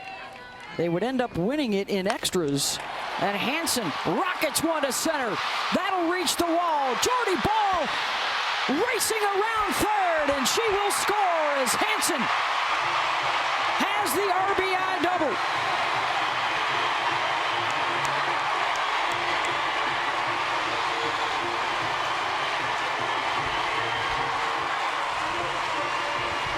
She's been the best hitter for them this postseason. So clutch, so calm, just an understanding of the strike zone. You saw her take the first pitch that was at the very top of the zone. A rise ball wanted to make sure that she could get something that she could drive. And we're talking maybe 2 inches lower.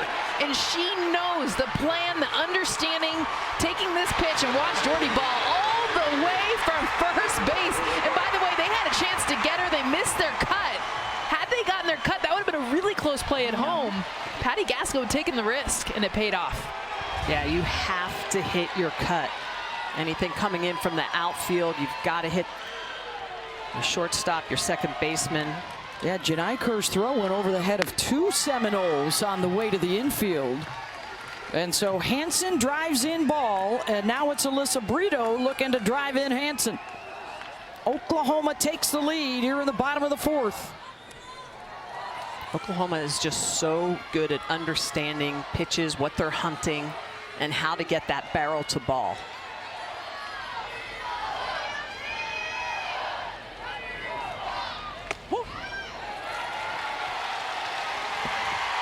That apparently did not hit the bat, just hit the glove. It should be a pass ball. Edenfield. So Hansen will take third.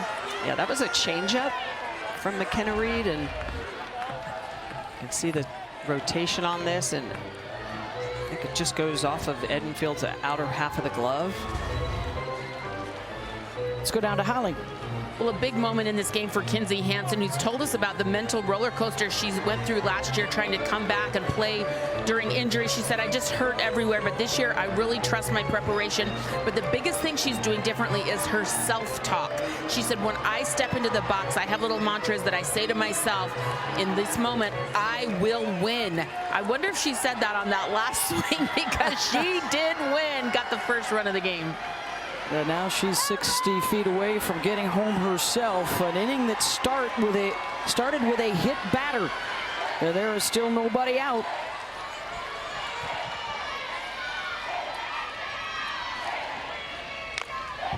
Patty Gasso had high praise for Alyssa Brito, who was not on any of the all Big 12 teams this year, but was voted first team All-American. And on the season coming in tonight, a 400 hitter with power in her second year after transferring in from Oregon. She gets overlooked a ton. There's so many big names in this lineup, and honestly, overall, just all the offensive numbers. But Alyssa Brito has been huge for them, especially where she hits in this lineup. Yeah, her power numbers this year, 17 home runs. Cracked that one foul.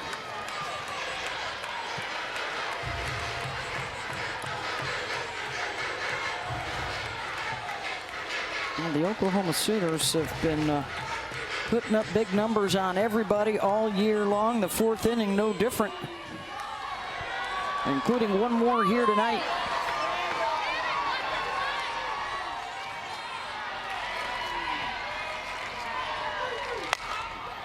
Brito goes the opposite way, and that'll find the grass. Another run in for Oklahoma.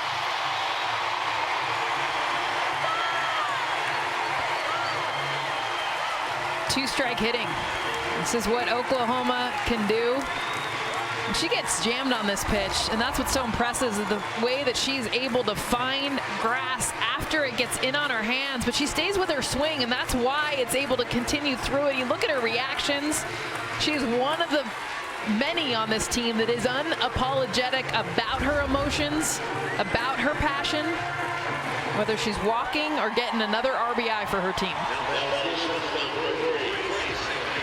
Just one hit the first time through the batting order, and that was their 9-hitter, Riley Boone. Now they've already got a couple the second time through.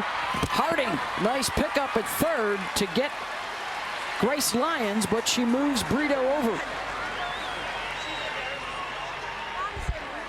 That's the first out of the inning. Well, that just shows Patty Gasso putting a sacrifice bunt down, knowing how important it is to get Brito into scoring position, trying to put more runs up on the board.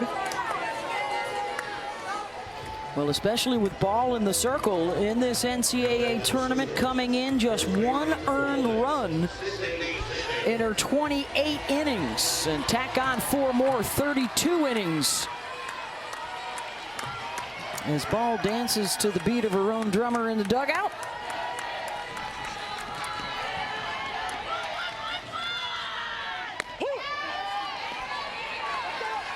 How big was it, too, to get Jordy Ball into this game as a pinch runner? And Patty Gasso, I don't think there's ever been a moment bigger for her. She had her first error. She's struggled more with throwing strikes, and I think just getting her in this game, the distraction of everything else, and now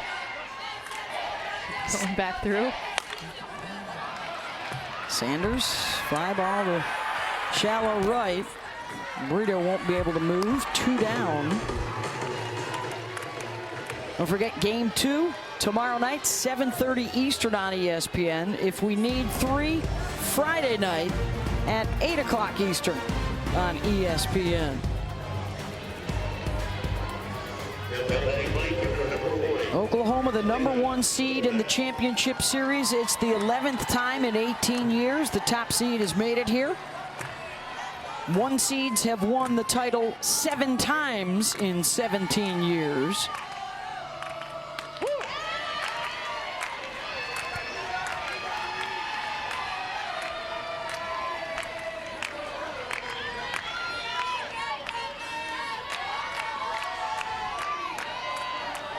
Alina Torres grounded to second her first time up.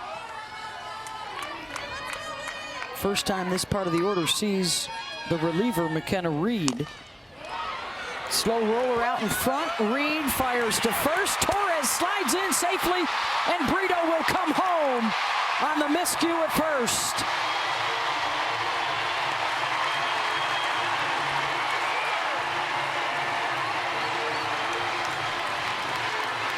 I could see the communication between Edenfield and Reed.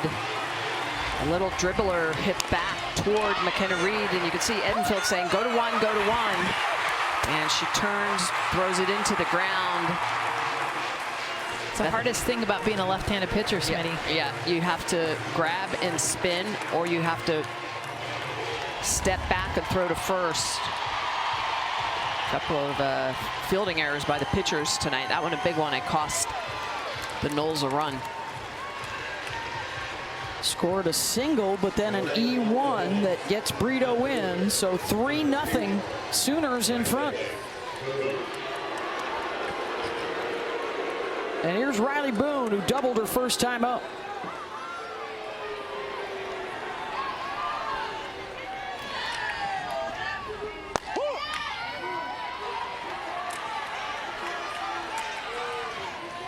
It's interesting, too. You think about Oklahoma versus McKenna Reed versus Mac Leonard. Mac Leonard, just the one hit. It was to Riley Boone. But we've seen a different offensive team against McKenna Reed. Well, Oklahoma likes that elevated ball. You know, and Leonard was all at the knees and down. And off speed, too. Yeah, McKenna Reed, she throws a little bit of an off speed, but every one of her hard pitches is belt high and above. And that's right in the cookie zone for these really good Oklahoma hitters. They just get all into it. There you saw Leonard and Kat Sandercock talking.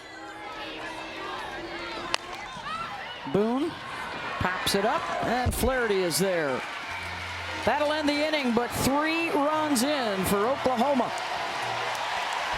It's Oklahoma versus the world, and they know it. They are unapologetic. They're not afraid to show the passion, show the intensity, show the emotions. Everyone from their pitcher to all their hitters. They put 3 up on the board as Florida State picks up the bats.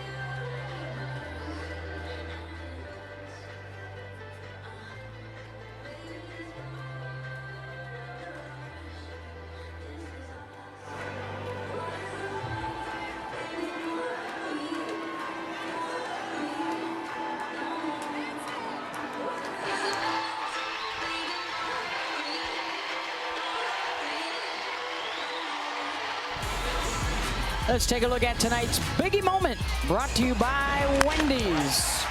And the 3-run outburst in the bottom of the 4th. Kinsey Hansen driving in Jordy Ball. That got things going.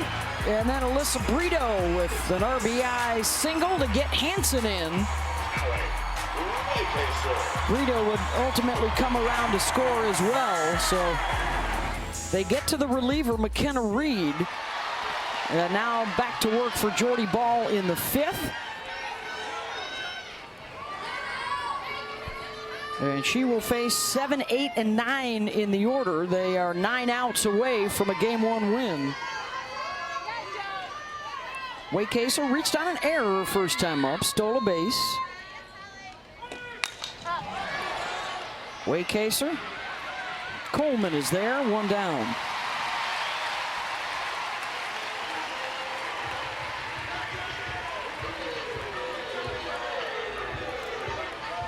Nice evening finally here in Oklahoma City after a couple of weather delays. One pregame for an hour, one in the first inning for about 45 minutes.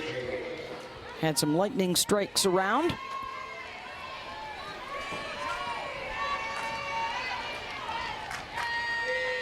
Beth Mullins, Michelle Smith, Jessica Mendoza, and Holly Rowe with you.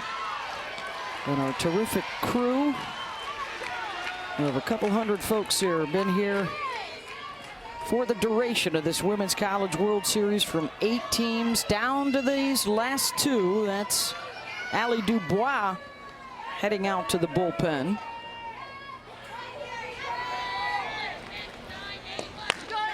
And ball gets up 0-2 on Bethany Keene.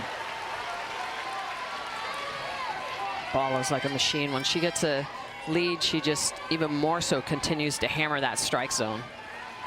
Throwing her pitches through it, moving it, changing those velocities. That's why I think their offense is their best weapon. I know they've got a ton, but it helps everything else when they get the lead. She's got 10 swing and misses so far. Yeah, I've always said their offense is like their 3rd or 4th best pitcher, because when you can put consistently 8 runs up on the board, you can have a pitcher who has a 2 or a 3 ERA. Oh, by the way, their staff ERA is below 1. So, and during the 51-game win streak, they're averaging 8 runs a game. Opponents less than 1 run a game. Exactly. So there's been a lot of breathing room. It's a little different than back in the day when it was a 1-0 game and you were just praying for your offense to get you 1 run. Watch the swag too. It's back for Jordy Ball. You can see the way that she's moving around the circle, around the rubber, the way that she's even talking to herself. After that last pitch was a ball, she's like, I got this. It's a shift.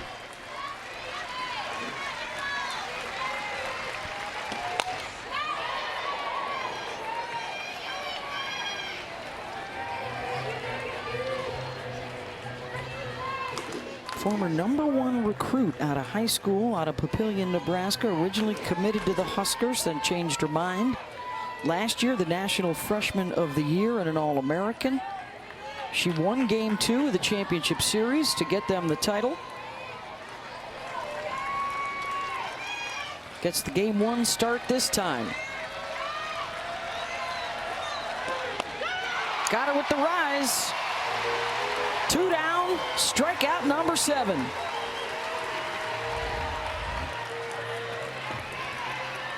Seventh strikeout of the night. The rise ball continues to climb it up the ladder, gets the swing and miss. Jordy Ball's been on fire.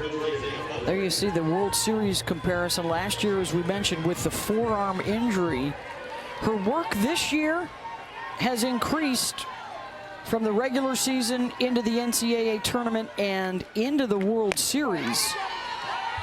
Both of these teams ended up relying more on their ace arms as they got deeper into the tournament. Oklahoma opts to start theirs in Game 1. Florida State goes in a different direction.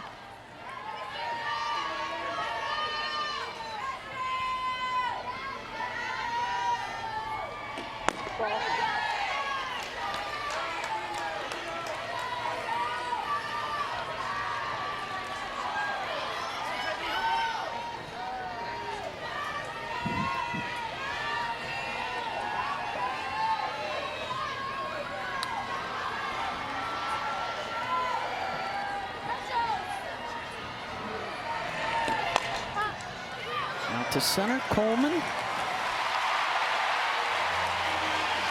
1, 2, 3 inning in the 5th for OU. This #1 offense picking up the bats. Jada Coleman, Tiari Jennings, the best 1-2 punch in the game. 34 home runs between these two sluggers. Picking up the bat, trying to put more runs up on the board.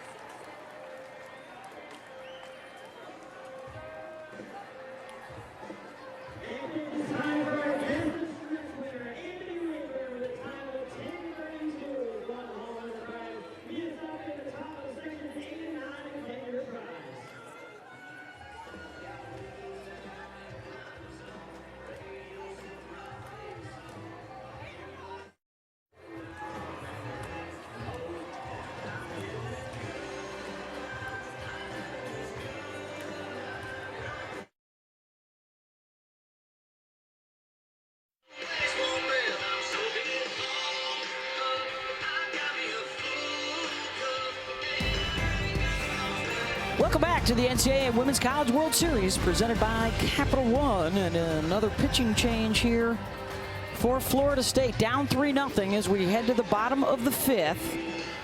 And McKenna Reed departs. 3 earned runs in an inning and 2/3 against Oklahoma now in a couple of appearances. Only 8 earned runs against everybody else. As she gives way here to Allie Dubois and the top of the order. Jada Coleman lays down a bunt and a base runner. Weapons. Mentioned the 17 home runs. And oh yeah, speed. She could drop the bunt, Jess. Yeah, and the game plan too, you know, with Allie Dubois, you're going to get a lot of change-ups. And so the mentality here, what's the best pitch to bunt? The off-speed. And she doesn't even deaden it perfectly. Just right back to the pitcher, and Kaylee Harding's the one that picks it up, the speed.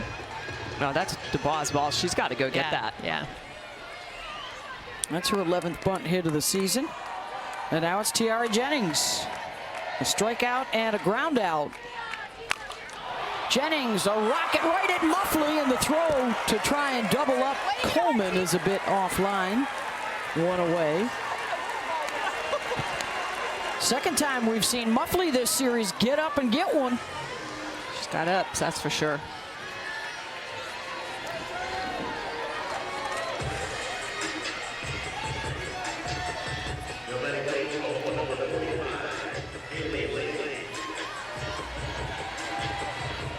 Haley Lee in the 3 spot in the lineup.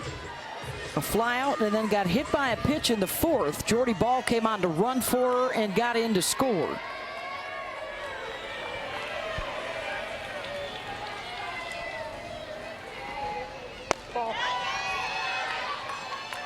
Sooner hitters did see Dubois in their regular season meeting back in March.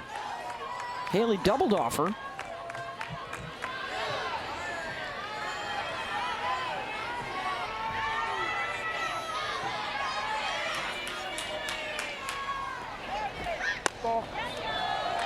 Boy, that's the pitch that Allie Dubois really centers her strategy around. She's got to be able to throw that change of first strike, floating in upper half of the strike zone.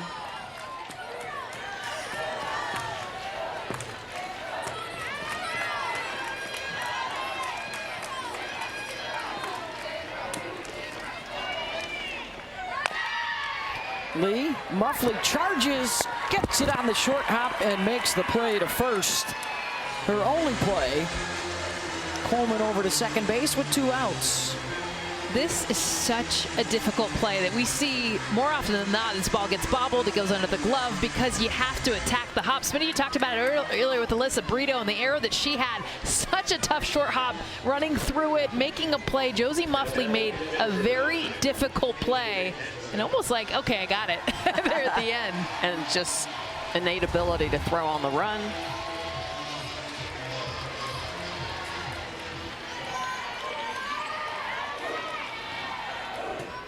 There's Kinsey Hansen, who had the RBI double last inning.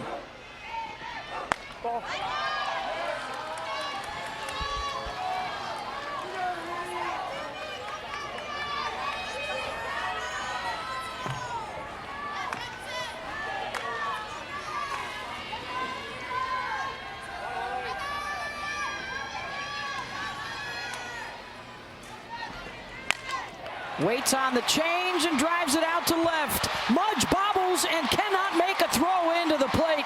And Jada Coleman will score. 4-0 OU. And Kinsey Hansen has driven in a couple.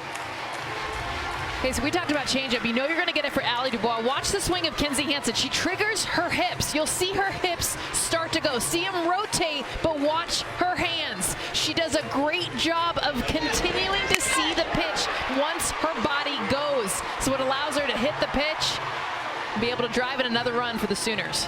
Yeah, you could almost see that little bit of a pause. Yeah, you almost squeeze your legs together, and it just gives you enough to get those hands through. It's beautiful hitting. 15th game of the year with multiple runs batted in for Hansen. And that'll be inside the bag down the line at third, and Brito is aboard.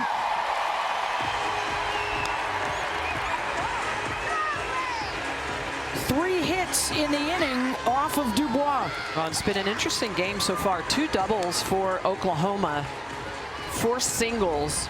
So not using the long ball that they've used so effectively this year. 115 home runs on the year, but showing that they can go station to station. And this is where that batting average shows up. Those 4 hitters with an over 400 batting average, 8 of 9 over 320.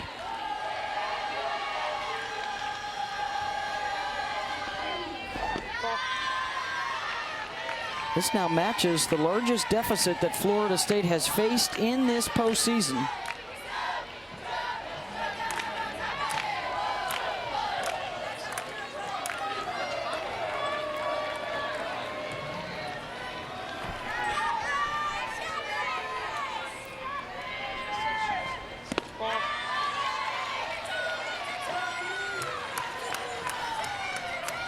Good job by Edenfield to keep that ball in front.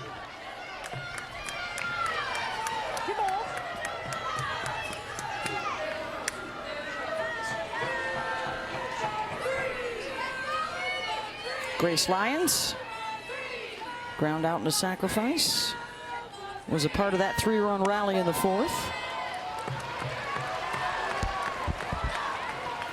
Big month for Grace, graduation, Champ Series, wedding coming up in a couple of weeks. Yeah, Tiara Jennings was bragging, I'm a bridesmaid. I'm 21, never done this before. Yeah, she was excited, her first wedding. Lyons takes a strike.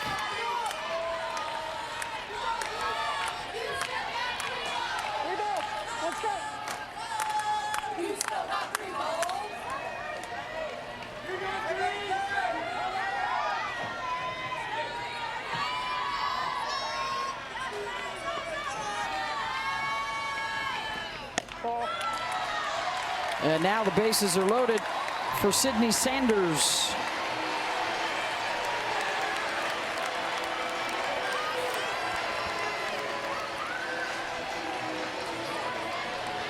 And now is the time that we have to remind you that the run rule was implemented this year to the championship series for the first time. So Oklahoma leading 4-0, a grand slam would win them game one.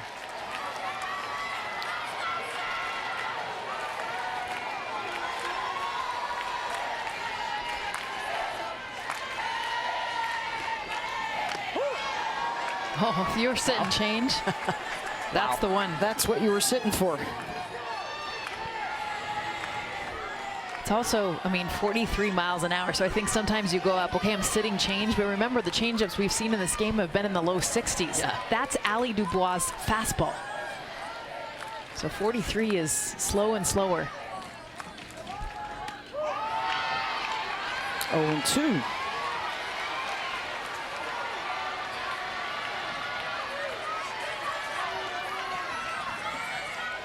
Sanders on the season 2 for 7 with the bases loaded.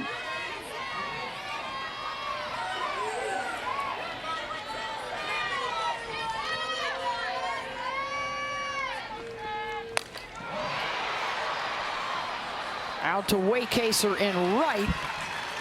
And the Sooners will leave them loaded, but they do get one more in, and a 4-0 lead to the 6th. Top of the order coming up for the Noles.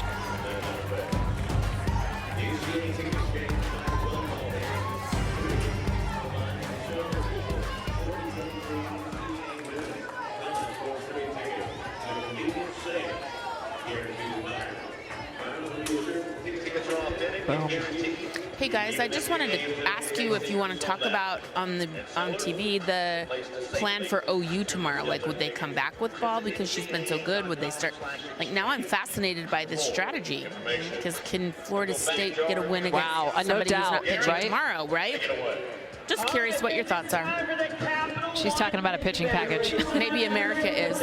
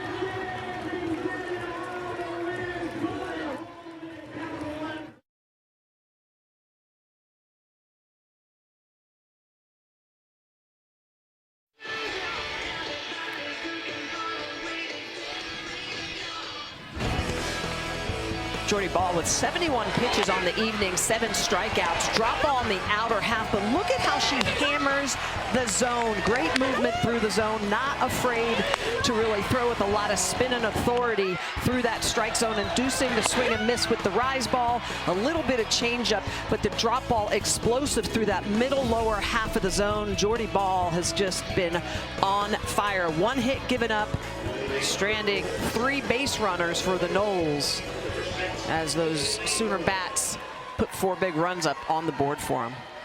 And hasn't gone to the rise ball as consistently as I think Florida State was expecting. She's been doing the unexpected.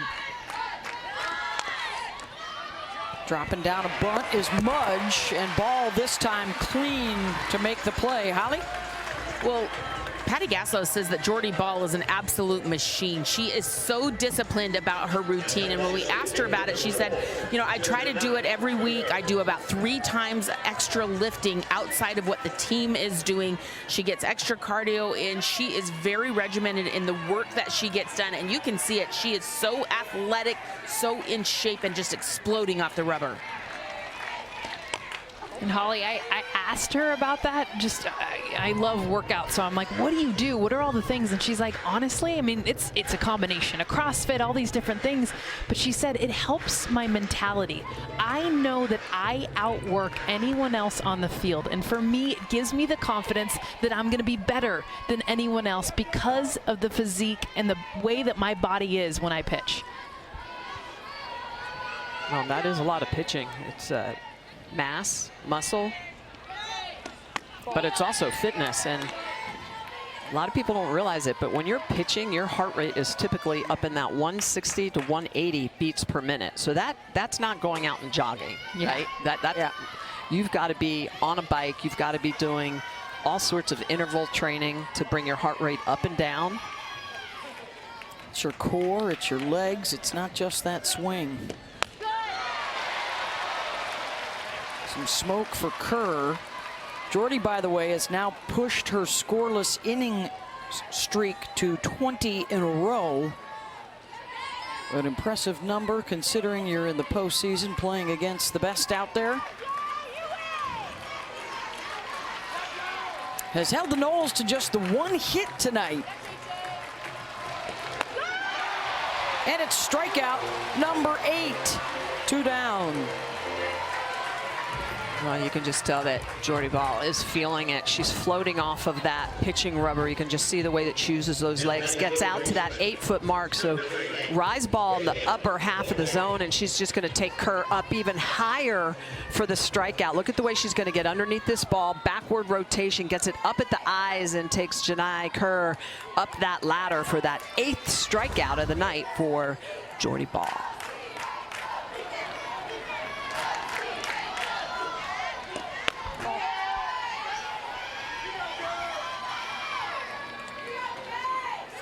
Look at that in the tournament far right. 44 strikeouts and 3 walks. I mean, it's really been amazing. She's had a hit batter, 2 errors today that she's been able to work around, no walks. Here's Kaylee Harding, a strikeout victim with the changeup in the 4th inning, and Hansen will come out for a chat.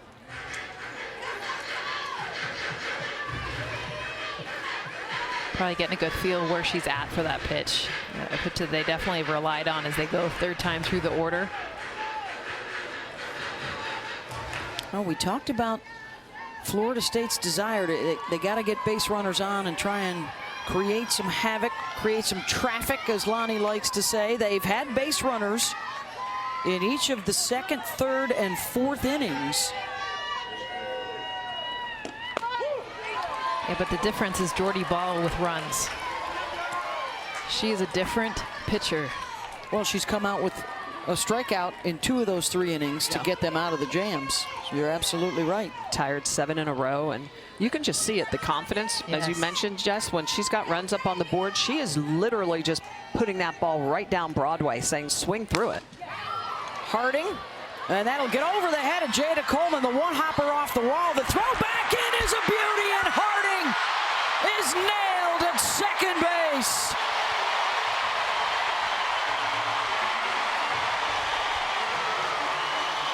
Hey, you don't always get to see a celebration in center field. That's how much the Sooners love their outfielder, Jada Coleman. So much athleticism, so much right with this place. First of all, it was crushed, but it's the read off the wall. Hosed at 2nd base, and Jada Coleman, Jordy Ball, and the Tyner Sooners team meeting their center fielder, Jada, up to bat.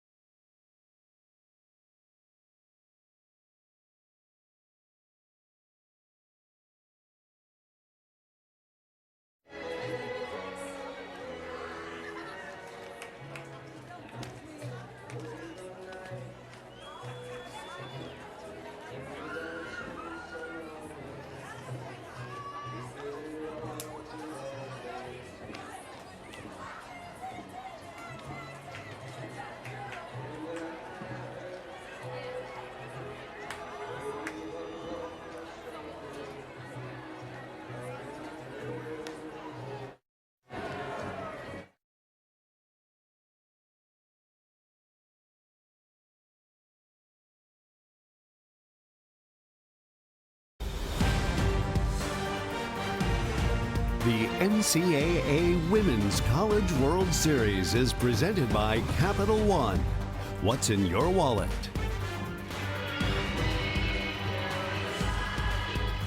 Back here at the Women's College World Series, game one of our championship series at a 4-0 lead for Oklahoma into the bottom of the sixth. The Sooners are 3 outs away from winning the opener of this best-of-3 series as Allison Royalty comes on to pitch the fourth of the night for the Sooners.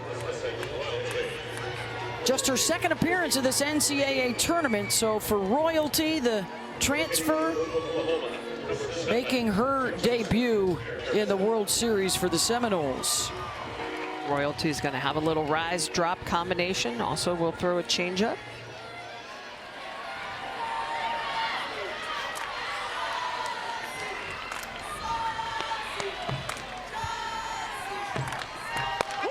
Jocelyn Erickson is the pinch hitter. 8-9 and then the top. The pitch count, by the way, for Jordy Ball is at 80 tonight. So as you start steering the conversation towards game 2, the opportunity might be there for Patty Gasso to go back to Jordy as Erickson lines out. Would imagine the starter for the Noles would be Catherine Sandercock.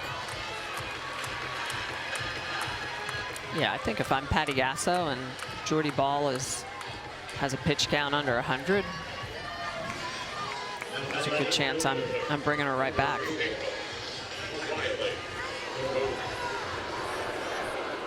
As good as she's looked, why not? You got to keep your foot on the throttle. I know you've got other pitchers in the staff that have great numbers, but there's them and then there's Jordy Ball. Riley Boone. Gapper, right center, Boone to second, thinking about third. And the throw-in hits her and ricochets away, and she can take third.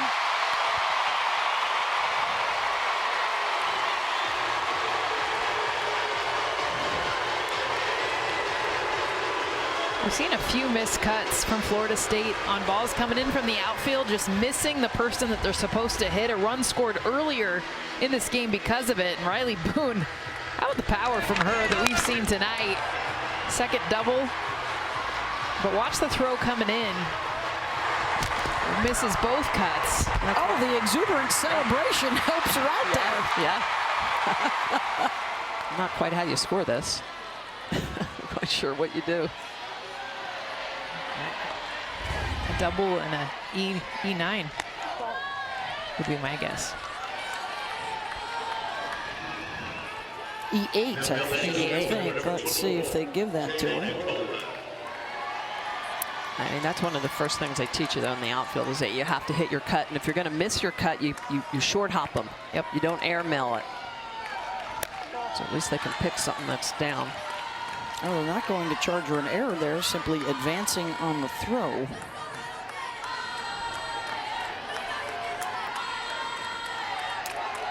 Back to the top, and Jada Coleman coming up for the fourth time. Singled her last time up.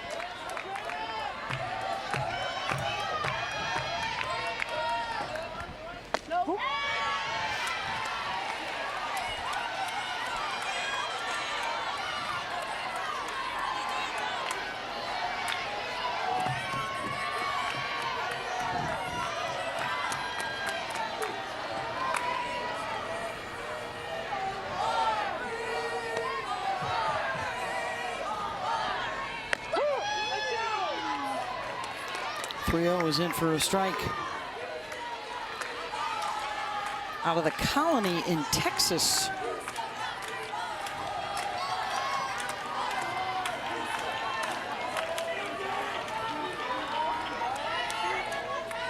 And a former high school national player of the year is Jada Coleman. And there is the walk. So runners on first and third. Holly? I'd like to make a suggestion to the official score that celebration play at second For Riley Boone, they call it a let's go. That has become the chant that every single player who's celebrating for Oklahoma says. It is let's go. You can see her hands there. The let's go hits her in the hand. Just now on the walk, Jada Coleman at home base. Let's go. We're getting all kinds of funny things on TikTok, social media, of people saying, you know, I set my pen down at my desk to go home for the day, and I'm saying, let's go. It's taking over America by storm. So, you know, official score, let's just call it the let's go play. The LG.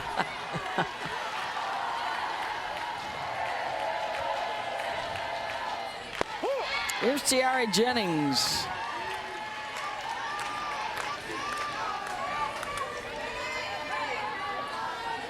Boy, that's something you don't see very often. 0 for 3 next to Jennings' stat line.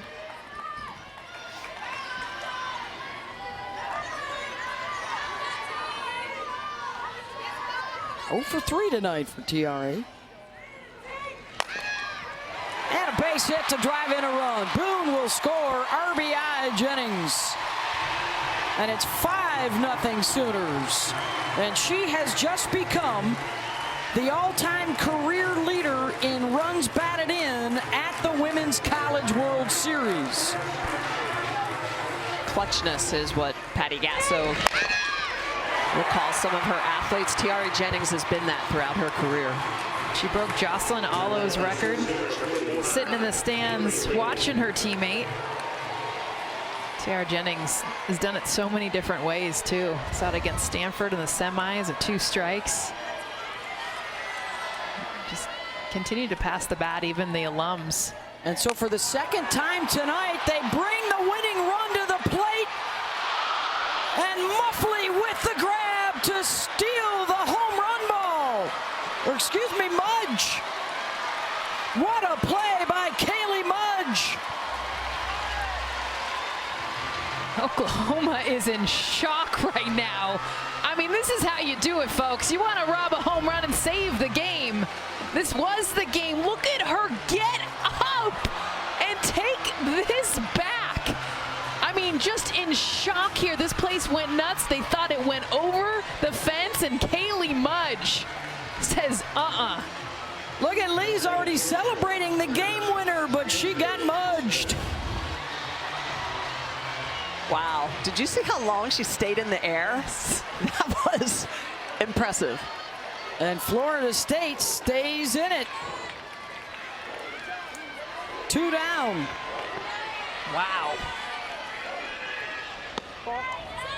Here's Kinsey Hansen.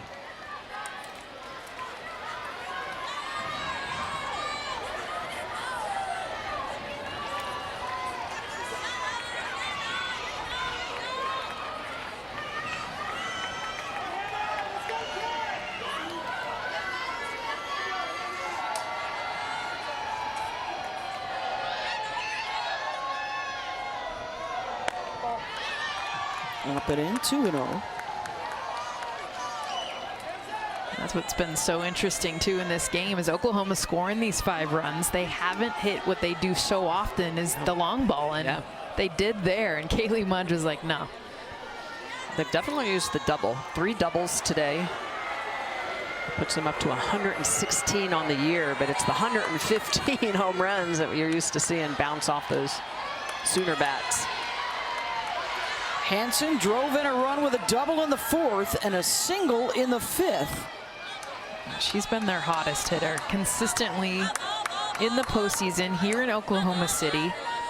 And as much as we see the fire and the passion from a lot of these teammates, this is the cool, this is the calm. This is the very stoic, concentrated, with a plan hitter.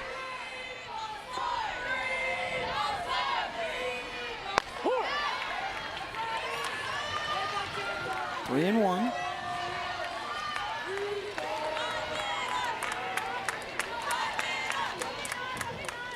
Coleman and Jennings still aboard. Hansen could win it with 1 swing. And it's right at Harding. Couple of nice plays defensively for Florida State. They're down to their final at bat.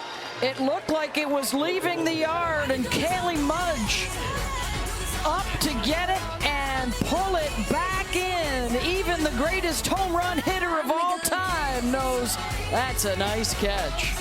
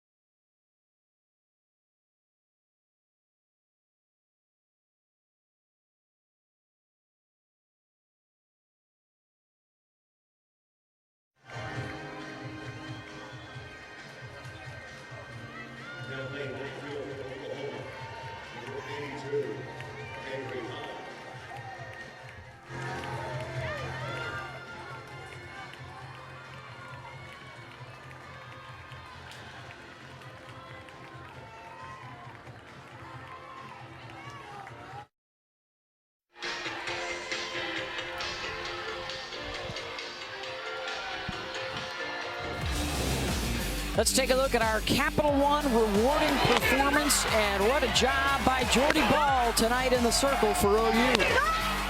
She's just been outstanding, really working the zone, hammering it. Once she got a lead, she was all in attack mode. Variation of pitches. It's that rise ball explosive at the top of the zone that's really come on late in this game, as well as the changeup as a setup pitch. Jordy Ball just showing why she was National Freshman of the Year last year and an All-American this year. 6 innings of work, 8 strikeouts. And the World Series numbers continue to impress. It's 4, 5, and 6. Last chance for Florida State. Otherwise, the Sooners win the opener and could win the national championship tomorrow night.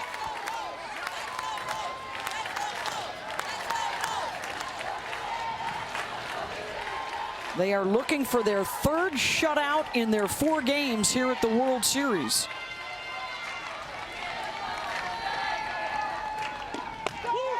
Boy, and Edenfield so far off of the plate.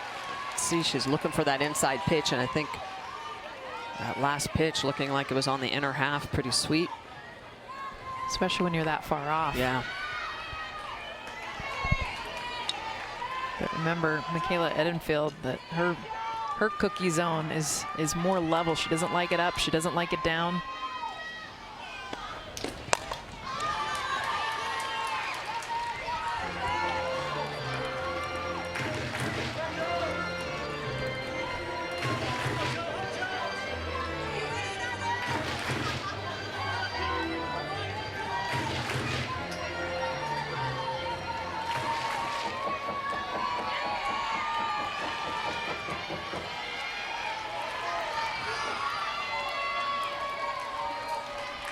One-two pitch from Jordy Ball.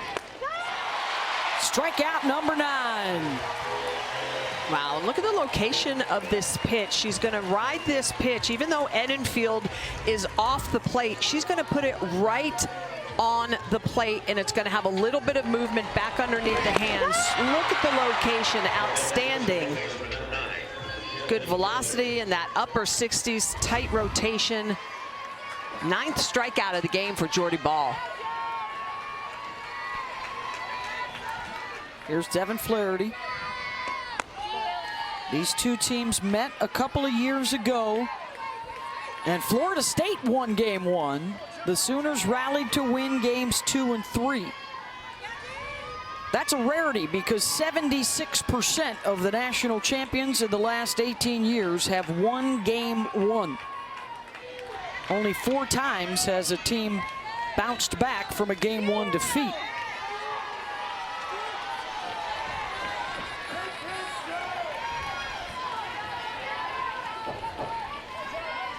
It's also the second time here at this tournament. Remember, Tennessee tried a similar strategy.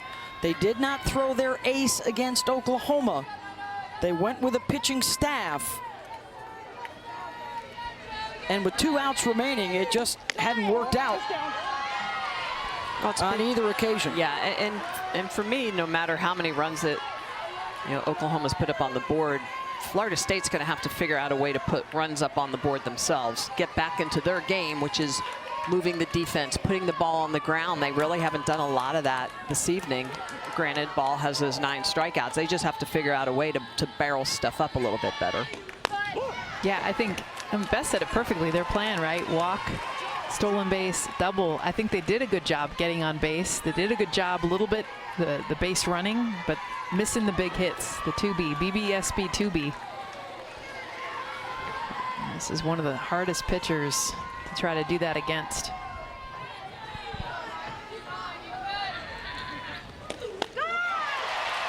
Three and 2. Don't forget, coming up next, it's Sports Center. Nicole Briscoe and Michael Eaves will have it for you. It's these counts that Jordy Ball has owned. Florida State is 0 for 10 with 9 strikeouts when Jordy Ball gets to 2 strikes.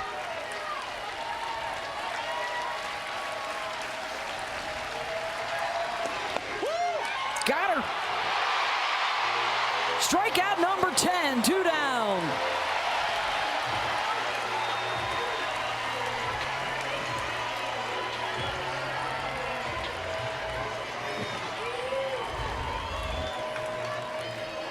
It's hard enough to hit Jordy Ball. This makes it even tougher. This is off the plate, called strike 3. We've seen her rise ball. We've seen the off speed. We've seen the changeup. There's no way you're reaching that if you're a left-handed batter.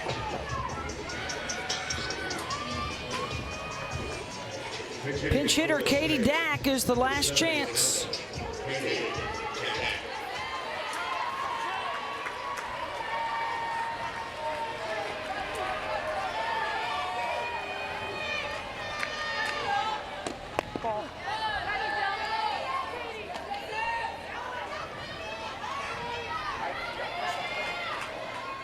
Ball looking to get to 4-0. This Women's College World Series, 5-0 in her World Series career.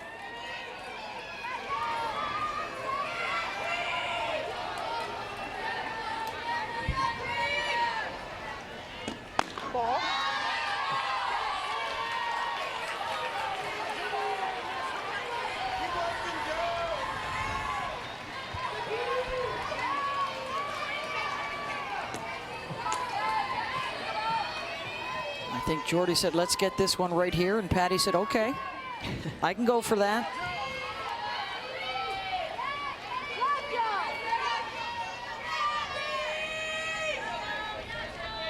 Go! 3-0.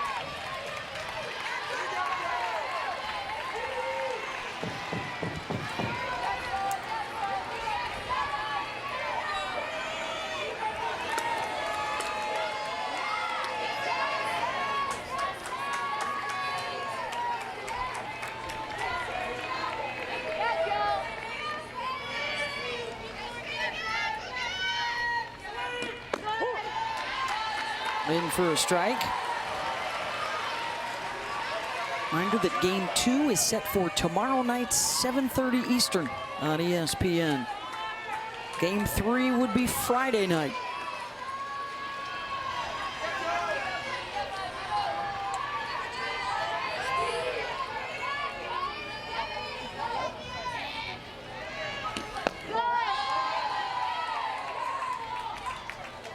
Tell her it's ball 4. Katie Dack getting the walk. And This is big only because the catch from Kaylee Mudge, the walk here, it's extending the amount of pitches for Jordy Ball. I get it, she's a workhorse. But you start to think about game 2, how they're going to utilize her. The more looks, the more at-bats they can get against her. Yeah, she had thrown 71 pitches coming into the 5th, so approaching 100. If they get her over 100, it'd be 30 pitches-ish in the last 2 innings. That's a win within a loss. For sure. If they don't come back. Amaya Ross is your pinch runner. Hallie Waycaser at the plate.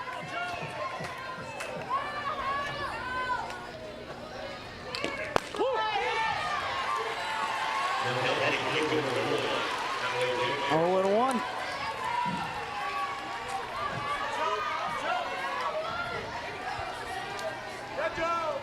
One out away from a 52nd win in a row.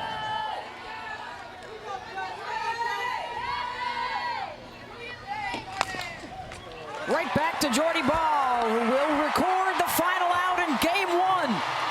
Belongs to Oklahoma. Jordy Ball, the 2-hit shutout with 10 strikeouts. Kinsey Hansen, a couple of RBI. And that extends the win streak to 52 in a row. And tomorrow night, Oklahoma will play for its 7th national championship. It was, again, the offense. And as good as Jordy Ball with the 10 Ks was, she struggled a little bit early. And once her offense got on board, with her help, by the way, she scored one of those runs early. She became a different pitcher, and that was then. And she's on the field right now with Holly. Well, Jordy, you get out in the circle tonight, game 1 of the Champ Series. How hard was it with the stops and starts and getting your adrenaline where it needed to be? I think in that situation, you just have to work on staying mentally locked in. I mean, that's tough when there's a lot of things out of your control, but I think we all did a good job of that. I've never seen this in the history of the World Series where the starting pitcher comes in as a pinch runner. What are you thinking when you're bringing in the first run of the game? Well, Hansen had a really great hit, but I mean, it's cool. I like to help out in any way I can, but just be fast, I guess. I don't know. 10 strikeouts for you tonight. Tell me what was important about your rise ball and how you're locating that to get those good looks. Florida State's a really good hitting team, so you can't sit in one place too long, so it's important to keep mixing it up with them, like up and down, off speed, everything. So they made me have to give them a lot of different looks. All right, how did this team unapologetically be who you are, celebrate how you are on this stage tonight? I think we're just keeping consistent with celebrating the little things. Some people probably think it's excessive at times, but what they don't realize is maybe it was an 0-2 count that turned into a walk. So it's just knowing the game and celebrating every little thing. Thanks, Jordy. Thank you. All right, she scores a run and gets the win. And Oklahoma, if they win tomorrow, they are the national champions. Game 2, 7:30 Eastern on ESPN. If Florida State can bounce back and take it, we will be here again on Friday night, winner take all. 5-0 the final. Oklahoma defeats Florida State. For Michelle Smith, Jessica Mendoza, Holly Rowe, our entire crew, I'm Beth Mowens. Thanks so much for being with us through the delays tonight for the Championship Series opener. And it goes to OU. Now let's get you to Sports Center. Nicole Bristow and Michael Eaves.